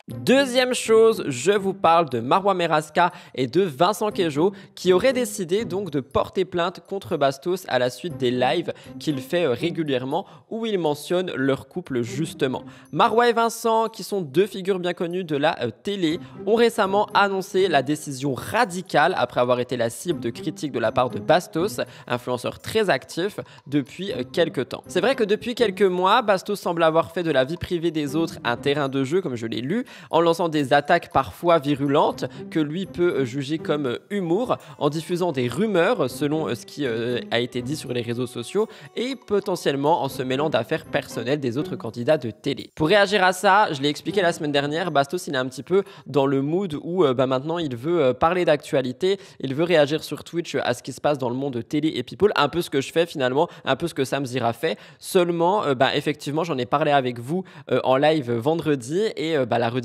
a fait que j'ai eu pas mal de commentaires et donc pas mal d'avis de votre part certainement si vous regardez la chaîne de replay me disant que oui mais que par exemple Sam Zira ou moi-même on va pas être aussi dans la critique et dans parfois virulent envers les candidats dont nous parlons. Bref, après avoir attaqué d'autres personnes comme Cassandra et Simon, il a finalement, comme Marwa le dit, jeté son dévolu sur Vincent et elle, et s'invitant dans des sujets aussi privés que l'anniversaire de leur fille Maria Valentina ou encore lançant des critiques à l'égard de Marois, qu'il a accusé de se mettre en couple pour percer dans l'industrie télé. Il a également partagé des audios qu'il a qualifiés de compromettants, affirmant que Marois lui avait proposé un verre qu'elle n'a jamais honoré et que donc elle ne serait pas fiable. Des accusations qui, selon le couple, relèveraient de l'injure et du harcèlement, et tout ça a fait réagir Marois qui a exprimé son ras-le-bol sur les réseaux sociaux. Elle a qualifié le comportement de Bastos de cancer et a dénoncé ce qu'elle considère comme du harcèlement en ligne. Dans une vidéo publiée, elle a dit que Vincent et elle porteraient plainte pour harcèlement et diffamation, se réservant ainsi le droit de prendre des mesures légales contre lui, à l'instar de ce qu'il fait lui-même lorsqu'il est critiqué. Marois et Vincent sont lassés de la pression constante et des attaques personnelles et ils ont réaffirmé leur volonté de protéger leur vie privée et ils ont réclamé la fin des provocations de Bastos. Marois a souligné qu'elle ne demandait qu'une chose, la paix. Très Gandhi tout ça. Elle a ajouté que cette situation dure depuis trop longtemps et que chaque année, Bastos choisit des nouvelles cibles qui l'harcèlent sans relâche. Elle a même insisté sur le fait qu'elle n'était pas seule à penser que ce type de comportement relève du harcèlement, que ce n'était pas normal qu'un individu se nourrisse du malheur des autres, en particulier pour attirer l'attention sur lui et générer du buzz. L'annonce de cette plainte soulève plusieurs questions qui méritent débat. Premièrement, jusqu'où peut-on aller dans le droit à la liberté d'expression sur les réseaux sociaux? La critique, elle est légitime, mais est-ce qu'il faut établir des limites lorsque cette critique devient personnelle et atteint des niveaux de harcèlement, comme cela semble être le cas ici? C'est quelque chose dont je vous ai parlé notamment sur Twitch, parce qu'on m'a dit oui, mais tu vois, si Bastos doit arrêter de parler d'eux, pourquoi est-ce que Sam, pourquoi est-ce que toi, vous pourriez continuer? Et justement, comme je l'ai expliqué en live, si Marois avait fait cette vidéo me concernant, me disant, oui, Rudy Koppel, il commence à me saouler, à tout le temps parler de nous, il nous critique, il est virulent envers nous, ça me blesse personnellement, j'aurais pris la décision soit de ne plus les mentionner en tant que couple, de ne plus parler de leur couple, je pourrais toujours parler d'eux mais pas de couple, pas de leur couple, ou alors de vraiment faire en sorte de ne pas être blessant dans mes mots, parce qu'on peut dire ce qu'on veut, mais les gens dont on parle restent des êtres humains, et c'est pour ça que ça me touche aussi personnellement quand on me dit que je déteste Cassandra, que je déteste Simon et que mon but c'est de les éteindre. Ce sont des êtres humains, je ne suis pas comme ça. Peut-on réellement considérer que les influenceurs comme Bastos ont un droit de regard sur la vie privée d'autres personnes, même si ce sont des personnalités publiques? Pareil, où est-ce qu'on pourrait mettre la limite? Il est indéniable que ces dernières, les personnalités, par leur exposition, sont souvent sous les projecteurs et se retrouvent au centre de débats publics. Mais est-ce que ça justifie pour autant toutes les formes d'attaques personnelles et parfois de diffamation? D'autre part, on a aussi la question du harcèlement en ligne qui devient de plus en plus centrale dans les discussions de la protection de la vie privée et de la responsabilité des influenceurs. En effet, à partir de quel moment une simple critique devient-elle un acte de harcèlement? Est-ce que c'est parce que nous sommes sur des critiques mensongères répétées? Est-ce que c'est parce que suite à notre contenu, la personne concernée devient victime de cyberharcèlement, même si on dit qu'il ne faut pas aller harceler, etc., etc. Est-ce que lorsque l'attaque est répétée sur une longue période et lorsque les commentaires sont basés sur des mensonges ou des insinuations malveillantes, on est sur du harcèlement? Ou alors est-ce que on peut toujours continuer de dire qu'on est dans de la liberté d'expression constructive? Encore une fois, je pense que ça dépend vraiment de la forme. On a aussi une autre réflexion importante sur la moralité des responsabilités des créateurs de contenu. Les influenceurs en tant que figures publiques ont-ils un devoir moral envers leurs abonnés et la société, dans le sens où est-ce qu'ils doivent vraiment faire en sorte de ne pas engendrer de la haine, du cyberharcèlement ou autre via les contenus? C'est quelque chose personnellement que j'essaye de faire depuis le début de MTT et c'est quelque chose pour laquelle beaucoup me suivent, je le vois dans mes commentaires. On peut aussi parler des réseaux sociaux qui, eux, on dit qu'ils ont des règles et machin et bidule, mais en attendant, quand quelqu'un crie au fait que elle est harcelée, il ne se passe rien. Bref, les réactions des internautes sont mitigées. Il y en a beaucoup qui soutiennent le couple, il y en a d'autres qui soutiennent Bastos. On voit également une prise de conscience collective sur les dangers du cyberharcèlement, mais on a aussi la question de l'impunité, parce que parfois les influenceurs qui semblent pouvoir dire ou faire ce qu'ils veulent, et là je parle pas forcément de Bastos, je le vise pas lui, sont souvent impunis. C'est-à-dire qu'il y a des gens qui peuvent inventer mondes et merveilles, tout ce que tu veux, et ils restent impunis. Et je trouve que c'est aussi quelque chose qui est dommage. Et donc, si cette affaire va plus loin, si cette affaire part vraiment en justice, pourrait-elle ou non marquer un tournant dans le monde des réseaux sociaux? Vous me direz ce que vous en pensez. Marois et Vincent ont décidé de ne plus se taire. Ils veulent riposter par voie légale, un choix qui est radical et qui pourrait bien faire jurisprudence. Ça permet de mettre en lumière la nécessité de mieux encadrer les interactions sur les réseaux sociaux. Je le dis souvent, je le dis tout le temps, pardon, je me suis mélangé, il y a la responsabilité des internautes, des influenceurs, mais également des plateformes. Et les plateformes, c'est toujours pas mis au point, j'ai l'impression. Je vous laisse écouter Marois et puis Vincent. Ça pourra paraître long, mais je voulais pas couper ce que je vous disais avec les magnétos, donc je vous laisse regarder ça. Je suis pas la seule à le penser.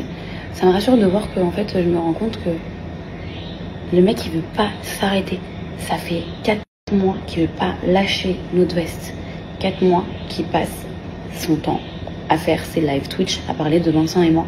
C'est incroyable. Je sais pas, à un moment donné, tu nous aimes pas, tu nous apprécies pas, il y a pas de problème. Mais je veux dire, arrête de parler de nous.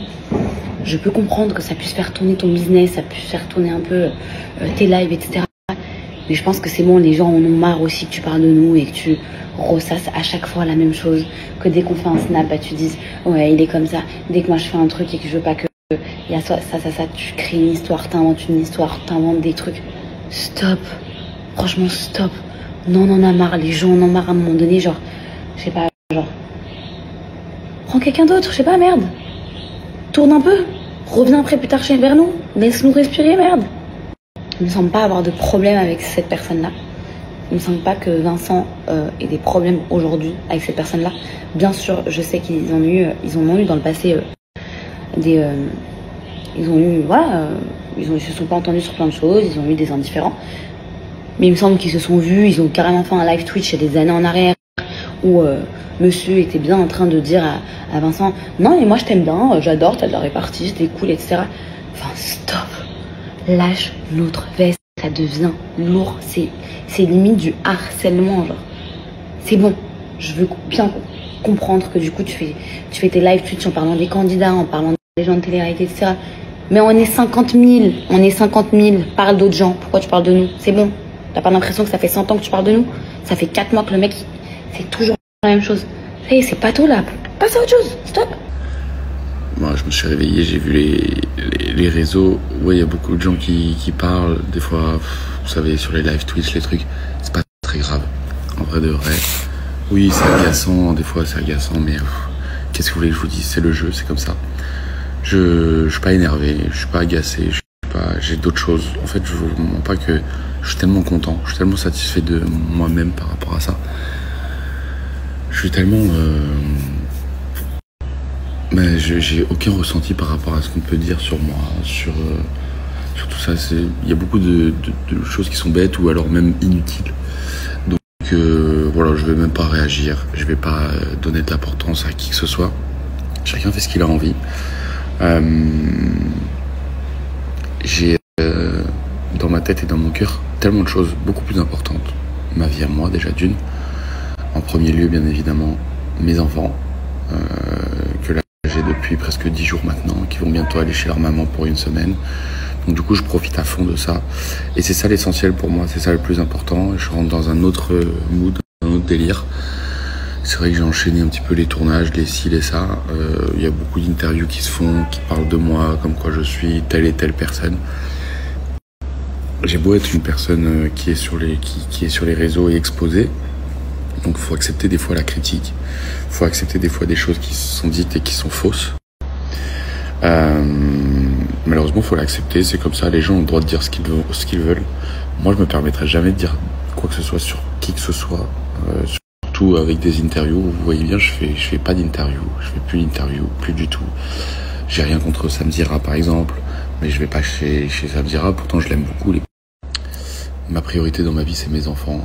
C'est ma vie professionnelle, c'est mon couple, c'est ma vie de famille, c'est tout ça. C'est le plus important pour moi et je trouve que mettre toute mon énergie là-dedans, dans mon rôle de père, c'est ce qu'il y a de plus important. Vous me direz ce que vous en pensez également dans l'espace commentaire. J'ai vraiment essayé de vous donner mon avis le plus objectif sur ce qui se passe parce que j'avoue que j'ai quand même beaucoup de peine pour le couple qui est tout le temps harcelé. Ce couple est vraiment tout le temps mis plus bactère. Et également, j'aime aussi pas mal le travail de Basto, sauf quand celui-ci utilise souvent l'humour pour faire passer des messages qui peuvent être virulents. Donc j'ai vraiment essayé d'être le plus objectif possible. Vous me donnerez votre avis. Et finalement, au moment du montage, j'ai vu que Bastos avait décidé de réagir à tout ça. Samzira dans une rediffusion d'un de ses derniers live Twitch qu'il a mis sur YouTube. Je vais donc vous laisser avec un moment où il parle du fait que beaucoup de gens l'accusent d'acharnement, de harcèlement, alors que selon ses propres dires, il ne fait que relater l'actualité, il ne s'acharnerait sur personne et parlerait de tous les sujets qui font parler. Finalement, il ferait donc un peu comme moi, un peu comme Samzira. Je vous laisse écouter. Et on va arriver sur le sujet d'aujourd'hui, parce qu'il y a pas mal de gens ces derniers temps qui ont dit « Ouais, Bastos, il parle que de moi, Bastos, il fait du harcèlement, etc. » Alors, déjà, première chose, ils sont pleins. Donc, c'est faux. Je parle pas que de toi, puisque je parle de tout le monde. Donc, logiquement, il y a un problème. C'est faux. Je parle pas que de toi, puisque je parle de tout le monde. La preuve, tout le monde se plaint. J'ai un esprit critique. Je critique ce qui se passe sur les réseaux. Quand tu fais un bad buzz, quand tu fais un buzz, j'en parle. Parfois, je vais te défendre parce que j'estime que le bad buzz n'est pas justifié. Je vais donner mon opinion. Et en vérité, les gens ont pas tort. Jamais, et je dis bien jamais, je n'incite au harcèlement ou à la haine de qui que ce soit. Et au contraire, je fais de la prévention dans quasiment tous mes streams. Mais tu vas sur les réseaux, tu as un comportement sur les réseaux qui est discutable, qui fait certainement pas l'unanimité, car sinon, ça n'aurait pas fait l'actualité. Moi, je fais pas l'actualité, hein. C'est pas moi qui fais l'actualité.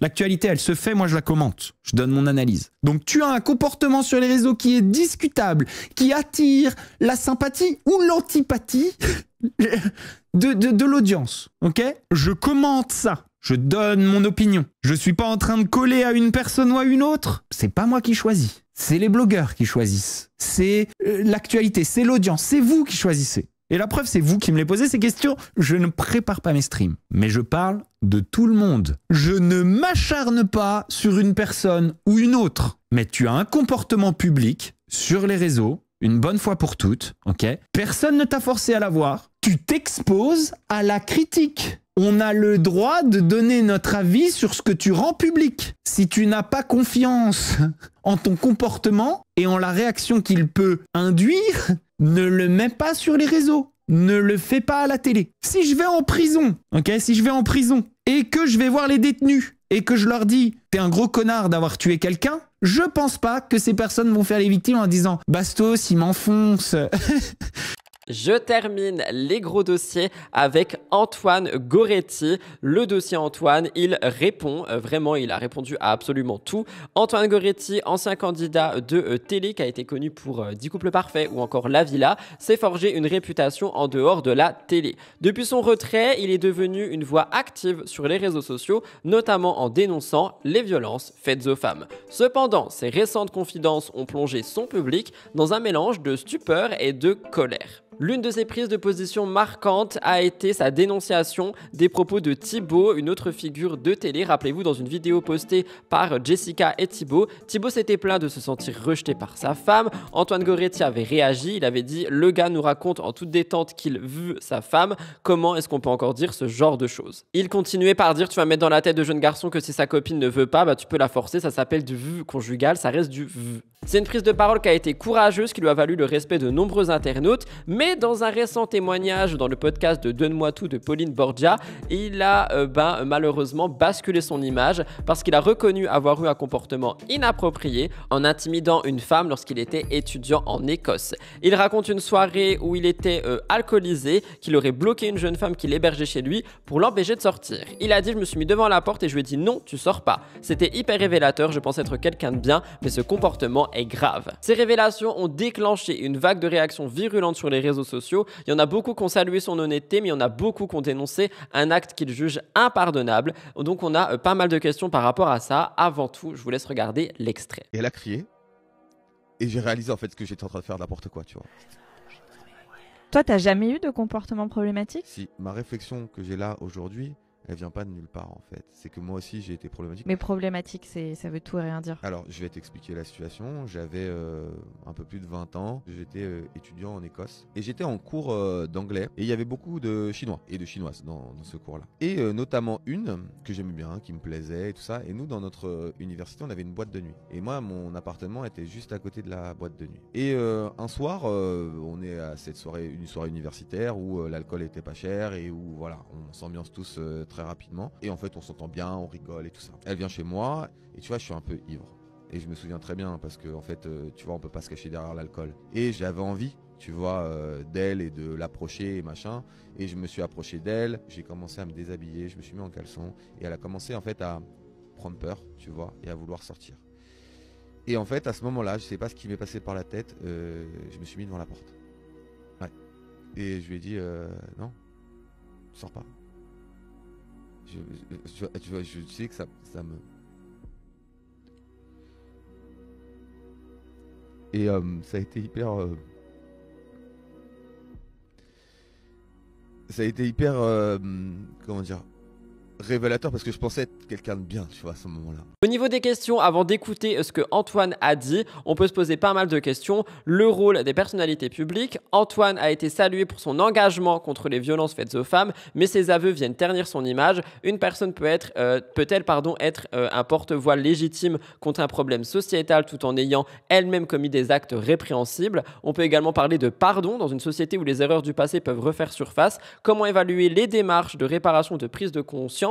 Est-ce que cet aveu public d'une faute est le premier pas vers le pardon des personnes concernées, le pardon de lui-même envers lui-même? C'est une question à laquelle il va répondre. Antoine a reconnu qu'il n'a pas touché la jeune femme, mais son geste d'intimidation est lui-même lourd de conséquences. Comment est-ce qu'on doit traiter ces comportements? Parce que c'est quand même moins grave, mais ça peut rester une agression qui marque. Enfin, le pouvoir des réseaux sociaux. Les commentaires haineux reçus par Antoine montrent une polarisation des réactions en ligne. Comment garantir un espace de débat constructif sans se faire lyncher? Parce qu'en soi, il a pris la parole, il a fait cet aveu, mais il s'est fait détruire de tous les côtés. Est-ce qu'aujourd'hui ça va mieux? Il va y répondre également. Et enfin, une question que moi j'ai posée à laquelle il ne répondra pas, les limites de l'alcool. Antoine affirme qu'il ne se cache pas derrière l'alcool pour justifier son geste. Dans quelle mesure l'ivresse peut-elle prise en compte pour juger un comportement? Parce qu'effectivement, on parle d'alcool, mais l'alcool ne peut pas tout excuser. Et j'ai vu qu'il y avait des gens qui disaient oui, mais il avait bu, mais c'est pas comme ça que ça se passe. Autre chose que j'ai pu voir, c'est que Bastos sur Twitch a décidé de prendre la parole par rapport à cette actualité, quelque chose dont justement beaucoup attendaient son avis, son débrief par rapport à l'histoire Antoine Goretti. Bastos a été assez objectif et a décidé de prendre la défense d'Antoine Goretti, quelque chose qui a fait beaucoup parler aussi. Je vous laisse écouter ce qu'il a dit, vous me donnerez votre avis par rapport à sa prise de parole et sa prise de position juste en dessous dans l'espace commentaire, avant de vous laisser avec Antoine qui répond à toutes mes questions en exclusivité pour MTT. Et en fait, à ce moment-là, je sais pas ce qui m'est passé par la tête, je me suis mis devant la porte. Ouais. Et je lui ai dit, non. What? Sors pas. Ça me fait froid dans le dos. Ça me fait froid dans le dos. Moi, j'avais juste vu la vidéo qu'il a fait sur son TikTok. Il décide de mettre tout ça, de mettre son image, de mettre l'estime des gens de côté pour avouer. Je pense que beaucoup pourraient en faire autant. Énormément pourraient en faire autant. Vous voyez ce que je veux dire? Et pourtant le font pas. Et d'un côté, même si quand t'as fait de la merde, ça la fout un peu mal de venir faire des vidéos régulièrement là-dessus et de devenir le porte-parole du bien. Maintenant, dans le côté avouer sa faute publiquement, finalement mettre toute son image à risque et tout son travail à risque, je trouve qu'il y a beaucoup de gens qui ont fait de la merde et qui diront jamais rien. Sachez que c'est beaucoup plus commun que ce qu'on pense. Comme je vous l'ai dit, j'ai donc pu discuter avec Antoine pendant les derniers jours depuis que j'ai sorti MTTI mercredi en fait, et je lui ai redemandé, parce que de base je voulais un petit peu vous faire un résumé de ce qu'on avait dit, mais je lui ai redemandé en fait s'il voulait me faire un ou plusieurs audios pour me donner un petit peu son état d'esprit actuel quelques jours après, comment est-ce que les choses se passent, s'il voulait rajouter des choses par rapport à ce qui a déjà été dit notamment mercredi. Et donc j'ai eu pas mal d'audios, je vous fais écouter ça en 1x5 évidemment pour que ça dure moins de 10 minutes. C'est parti. Salut Rudy, écoute, moi j'ai l'impression que ça se calme un petit peu. En tout cas que le plus gros de l'orage est passé. Après, on n'est jamais à l'abri de toute façon que de toute façon ça reparte. Hein. Mais c'est d'ailleurs pour ça que j'ai préféré ne pas parler pendant une semaine. Je sais aussi qu'il y a plein de gens qui disent ouais, il s'est passé pour la victime. Non, mais après c'est normal que ça m'ait atteint, tu vois. Je veux dire, à un moment, quand tu vois des idioties sur toi, des trucs qui sont totalement faux, c'est ça le truc, Après, je peux comprendre encore une fois que les gens et imaginer des choses comme quoi, oui, s'il dit ça, c'est qu'il y a des trucs qui vont sortir. Bah non, il n'y a rien qui va sortir. C'est juste que moi, je trouvais ça important dans la démarche justement de déconstruction. Et je sais que à terme, les gens ils comprendront, même si pour l'instant c'est encore trop frais. Et je sais aussi que, tu vois, par exemple, ce matin, j'ai mis une story en disant que voilà, je relève la tête et qu'un jour ça fera du sens. Et je reçois aussi pas mal de messages qui me disent mais, que les gens comprennent en fait ce que j'ai voulu dire. Et que voilà, c'est encore un peu trop frais. Et qu'il y a aussi des personnes, des femmes qui ont vécu des agressions, des abus, qui ont du mal, ce qui est normal. Tu vois. Et en plus, c'est ça, c'est que je voulais heurter personne, je voulais juste raconter mon histoire. Et cette histoire, et encore une fois, enfin, si je me suis permis de la raconter, c'est aussi parce que je sais que la personne en face m'en veut plus, tu vois, de lui avoir fait cette frayeur ce jour-là. Mais voilà, j'estime en fait avoir enclenché une démarche qui était importante. Et même si pour l'instant, j'en vois pas les effets bénéfiques, parce que c'est ça la vérité, c'est que pour l'instant, c'est plus beau, enfin, il y a que des effets négatifs. Parce que les gens aiment aussi le sensationnel, et ce que je comprends aussi, parce que c'est ça aussi le réseau, et que en plus de ça, je pense aussi qu'il y a une grosse partie de gens qui disent n'importe quoi, à qui ça fait plaisir en fait, parce que je reçois des trucs rien à voir. Ah oui, ça fait moins le malin, maintenant t'as quelque chose à dire sur les rugbymen. J'ai jamais rien à voir en fait. Moi j'ai été accusé de rien du tout, voilà, déjà d'une. Je veux dire, moi il y a aucune accusation qui court sur moi, et il y en aura jamais dans tous les cas.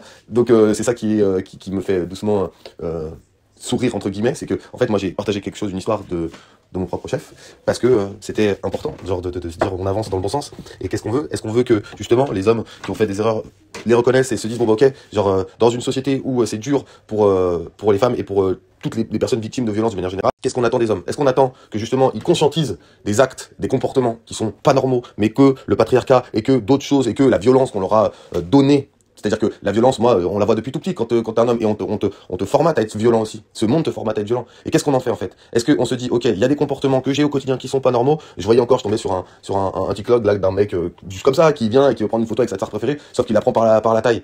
Est-ce qu'on veut que les gens comprennent qu'il y a des comportements qui sont pas normaux, ou est-ce qu'on veut qu'on laisse comme ça chacun dans son coin et aller à Jacques Thalès, tu vois? Moi je pense que c'est l'inverse, qu'il faut qu'on reconnaisse tous, nous en tant qu'hommes, nos comportements, nos mauvais comportements, et peut-être des trucs où on essaye de réfléchir sur des situations pour que les choses avancent. Et il y a plein de personnes qui remettent en question mon contenu, mais ce que je peux entendre en plus, mais en fait ils ont pas compris que justement, pourquoi j'en ai parlé là maintenant, c'est déjà parce que je me sentais prêt d'en parler, et que c'est pas non plus un truc qui est facile à dire aux gens, mais que je l'ai fait parce que pour moi c'était tellement plus grand que moi, le sujet était tellement plus grand que moi, que je me suis dit, si toi tu reconnais pas tes erreurs, même si c'est pour certains un peu tard, et même si pour certains c'est pas excusable ce que j'entends, comment tu veux montrer en fait toute cette démarche que tu as mis des années à construire pour essayer d'être quelqu'un de bien et quelqu'un d'engagé? Voilà, en fait, pour moi, c'était tout ce cheminement-là. Et que les gens ne le comprennent pas, alors que pour moi, c'est très clair dans ma tête. Je me dis, mais justement, il y a tellement de logique dans ce que j'ai fait, même si c'est illogique d'un point de vue image, parce que, enfin, là, comme je te disais, j'ai perdu énormément de contrats, des marques, voilà, c'est normal, elles ont peur de ce qui se passe, et je vois aussi les gens, la manière dont ils réagissent, et ce qui est logique. Et je sais au moins une chose, c'est que je suis une bonne personne, et que je fais le bien autour de moi, et que je fais le bien dans ma vie. Je suis une bonne personne qui a fait une erreur, et qui a compris de son erreur, et qui est une erreur qui est grave, effectivement, en soi, mais qui est totalement fausse de tout ce qu'on a dit, donc qui est vraiment pas à la hauteur de tout ce qu'on a dit, parce que les mots ont une importance, et j'ai vu des choses, genre du commerce sexuel en Chine, je sais pas quoi, ici du racisme parce que c'est une chinoise, ouais c'est un viol, non, une tentative de viol, non, pas du tout, non, c'est pas du tout ça, donc faut arrêter aussi de dire n'importe quoi. Donc je sais que moi, j'ai fait le bien au quotidien, et je sais que je suis quelqu'un de bien, donc ça personne ne me fera douter de ça, et on pourra pas me reprocher non plus de pas avoir été honnête, parce que je pense que aucun homme n'a jamais dit ce genre de choses sur les réseaux. Il y a des hommes qui ont été accusés, il y a des hommes qui ont réagi face à des accusations, mais aucun homme ne l'a fait de son plein gré. Et moi, je l'ai fait parce que je me suis dit, c'est important, Antoine. Donc, à un moment, voilà, c'est fait maintenant, et je sais que j'ai avancé dans ce sens-là, et je peux me regarder dans un miroir, c'est tout. Allez, dernière chose, parce que les personnes disent, ouais, on veut la version de la fille, machin. C'est usant, parce que on s'est rencontrés, on était en Écosse. Elle habite, elle, en Chine, d'accord? Les réseaux sociaux qu'on avait à l'époque, j'ai essayé de rechercher nos conversations. Je les ai pas retrouvées parce qu'elle n'est plus sur le réseau social sur lequel on avait discuté. Et dans tous les cas, elle ne parle pas la langue. J'ai vu le truc, ouais, imaginez, elle tombe dessus. Bah non, elle tombera pas dessus, c'est impossible. Parce que dans tous les cas, elle n'a pas ces réseaux sociaux-là. Donc, il faut arrêter aussi de tout supputer, parce que là, les gens sont vraiment dans de l'imaginaire. J'ai raconté une histoire telle quelle, et ce que j'ai raconté, c'est la vérité. Et la vérité, nette et entière. Donc, à partir de ce moment-là, il faut arrêter d'interpréter tous les mots que je dis, parce qu'il y a des gens, ils étaient devenus comportementalistes. Ah, regardez, ils regardent à droite, c'est effectivement. Non, mais ça va, calmez-vous, enfin, un moment. Mais j'avoue, les gens m'ont mis un peu un genou à terre. Le brouillard s'est un peu estompé là, mais je suis en colère. Là, la colère est arrivée parce qu'effectivement, je suis en colère de voir toutes les bêtises qui ont été racontées. Mais en même temps, ça me dit que c'était la bonne chose à faire. Parce que je sais que ça aidera certainement des mecs peut-être à réaliser leurs conneries. Et ça aidera peut-être aussi des filles à se dire, bah, moi j'aurais peut-être aimé effectivement que la personne qui m'a agressé ou quoi, reconnaisse ses torts. Ça m'aurait peut-être permis aussi de guérir un peu plus facilement. Et j'ai des femmes qui m'écrivent ça. Donc ça me fait du bien de voir qu'il y a des gens en fait, il y a des filles qui se disent, bah oui, la démarche, même si c'est pas pardonnable, la démarche au moins elle est louable, parce que qu'est-ce qu'on fait? On avance, on reste blanqué sur nos positions et on fait la politique d'autruche. Bah moi je suis pas une autruche, et moi je me voile pas la face, voilà. Mais en tout cas merci, désolé, je t'ai envoyé 12 000 messages vocaux. parce que j'étais en colère que j'avais peur de parler ce matin. J'ai trop peu parlé. Voilà donc pour la réponse d'Antoine par rapport à tout ce qui a été dit sur lui également et par rapport à tout ce qui sort. Alors de mon sens, si vous voulez mon avis, je pense pas être placé pour le donner, mais je vais le faire quand même. Je trouve effectivement que ce qui s'est passé dans ce qui a été raconté est grave. Après effectivement, je le comprends aussi dans le sens où il prend lui-même la parole pour essayer de montrer que ça c'est pas correct. Et du coup, j'arrive à comprendre la colère des gens, mais j'arrive toujours pas à comprendre les insultes, les accusations que j'ai lues sur lui. J'étais là, mais c'est quand même très très grave ce dont les gens sont capables de dire. Donc après, s'il y a des preuves, effectivement, on en reparlera, mais pour le moment, je n'ai rien vu de tout ça. Et le cyberharcèlement qui en découle, enfin, vous connaissez mes combats, c'est quelque chose que je trouve quand même assez compliqué à vivre, je pense. Il a également expliqué qu'il a perdu des contrats et le seul point sur lequel je dirais ça peut être discutable, c'est quand il dit que c'est la vérité absolue parce que c'est lui qui en a parlé.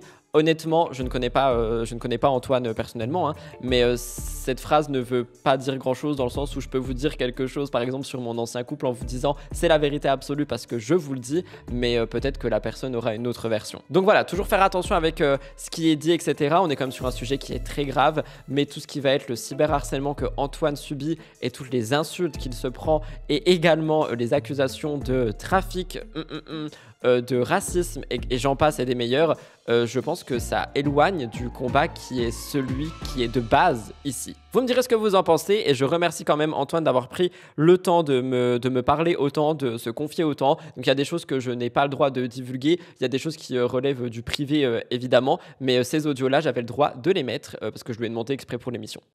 Quelque chose que j'ai oublié d'aborder pendant le montage, enfin pendant le tournage, pardon, mais que je me suis rendu compte pendant le montage, c'est effectivement quelque chose que j'ai lu sur les réseaux sociaux. Et là, en faisant le montage, j'étais un petit peu en train de scroller et je suis retombé sur cette remarque.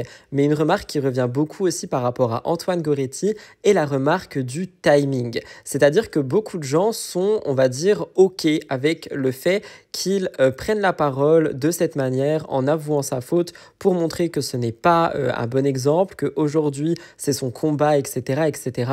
Mais avant tout ça, eh bien, il a quand même réussi à refaire carrière avec ce combat qui est donc le combat des inégalités, des violences qui sont faites aux femmes, d'essayer de faire un monde meilleur, etc., etc. Cependant, il n'avait donc jamais parlé de cet épisode sombre de son passé. Et en fait, les gens parlent de timing parce qu'ils disent que pendant tout le long où il a justement critiqué d'autres personnes, qu'il a tapé sur les doigts de hommes qui ont potentiellement des comportements problématiques, lui n'avait jamais avoué cette erreur. Et en ce sens, il est vrai que je peux quand même comprendre les internautes qui se sentent un petit peu trahis par la personne qu'ils ont suivie pour tel ou tel combat et par la suite qui ont appris que même lui, dans son passé, avait eu tel comportement. Encore une fois, comme Antoine Goretti me l'a dit et comme je vous l'ai transmis, pour lui, le message était assez clair quand il a décidé de prendre la parole dans ce podcast, mais je pense que en fonction des vécus de chacun et des perceptions également de chacun, en fait, toutes les réactions, sauf celles qui comportent des insultes et des accusations totalement infondées, peuvent être comprises. Vous me direz ce que vous en pensez. Voilà tout le monde pour MTT cette semaine. Je pense que l'émission a pu être un petit peu plus longue que d'habitude. J'espère qu'elle a pu vous intéresser et vous plaire. N'oubliez pas de liker, commenter si jamais vous voulez me soutenir. J'ai vraiment énormément bossé pour cette émission et vous la faire la plus divertissante mais la plus intéressante possible. N'oubliez pas de vous abonner si jamais vous souhaitez me soutenir. On se retrouve dès demain pour le débat ou une nouvelle enquête. Toute la semaine pour des enquêtes, mercredi MTTI et dimanche pour MTT. Je vous embrasse, je vous souhaite une bonne journée si jamais vous regardez MTT à sa sortie, une bonne soirée si vous le regardez le soir ou alors une bonne semaine si vous le regardez dès le lundi. Bye guys, love you, merci pour votre fidélité sur cette émission.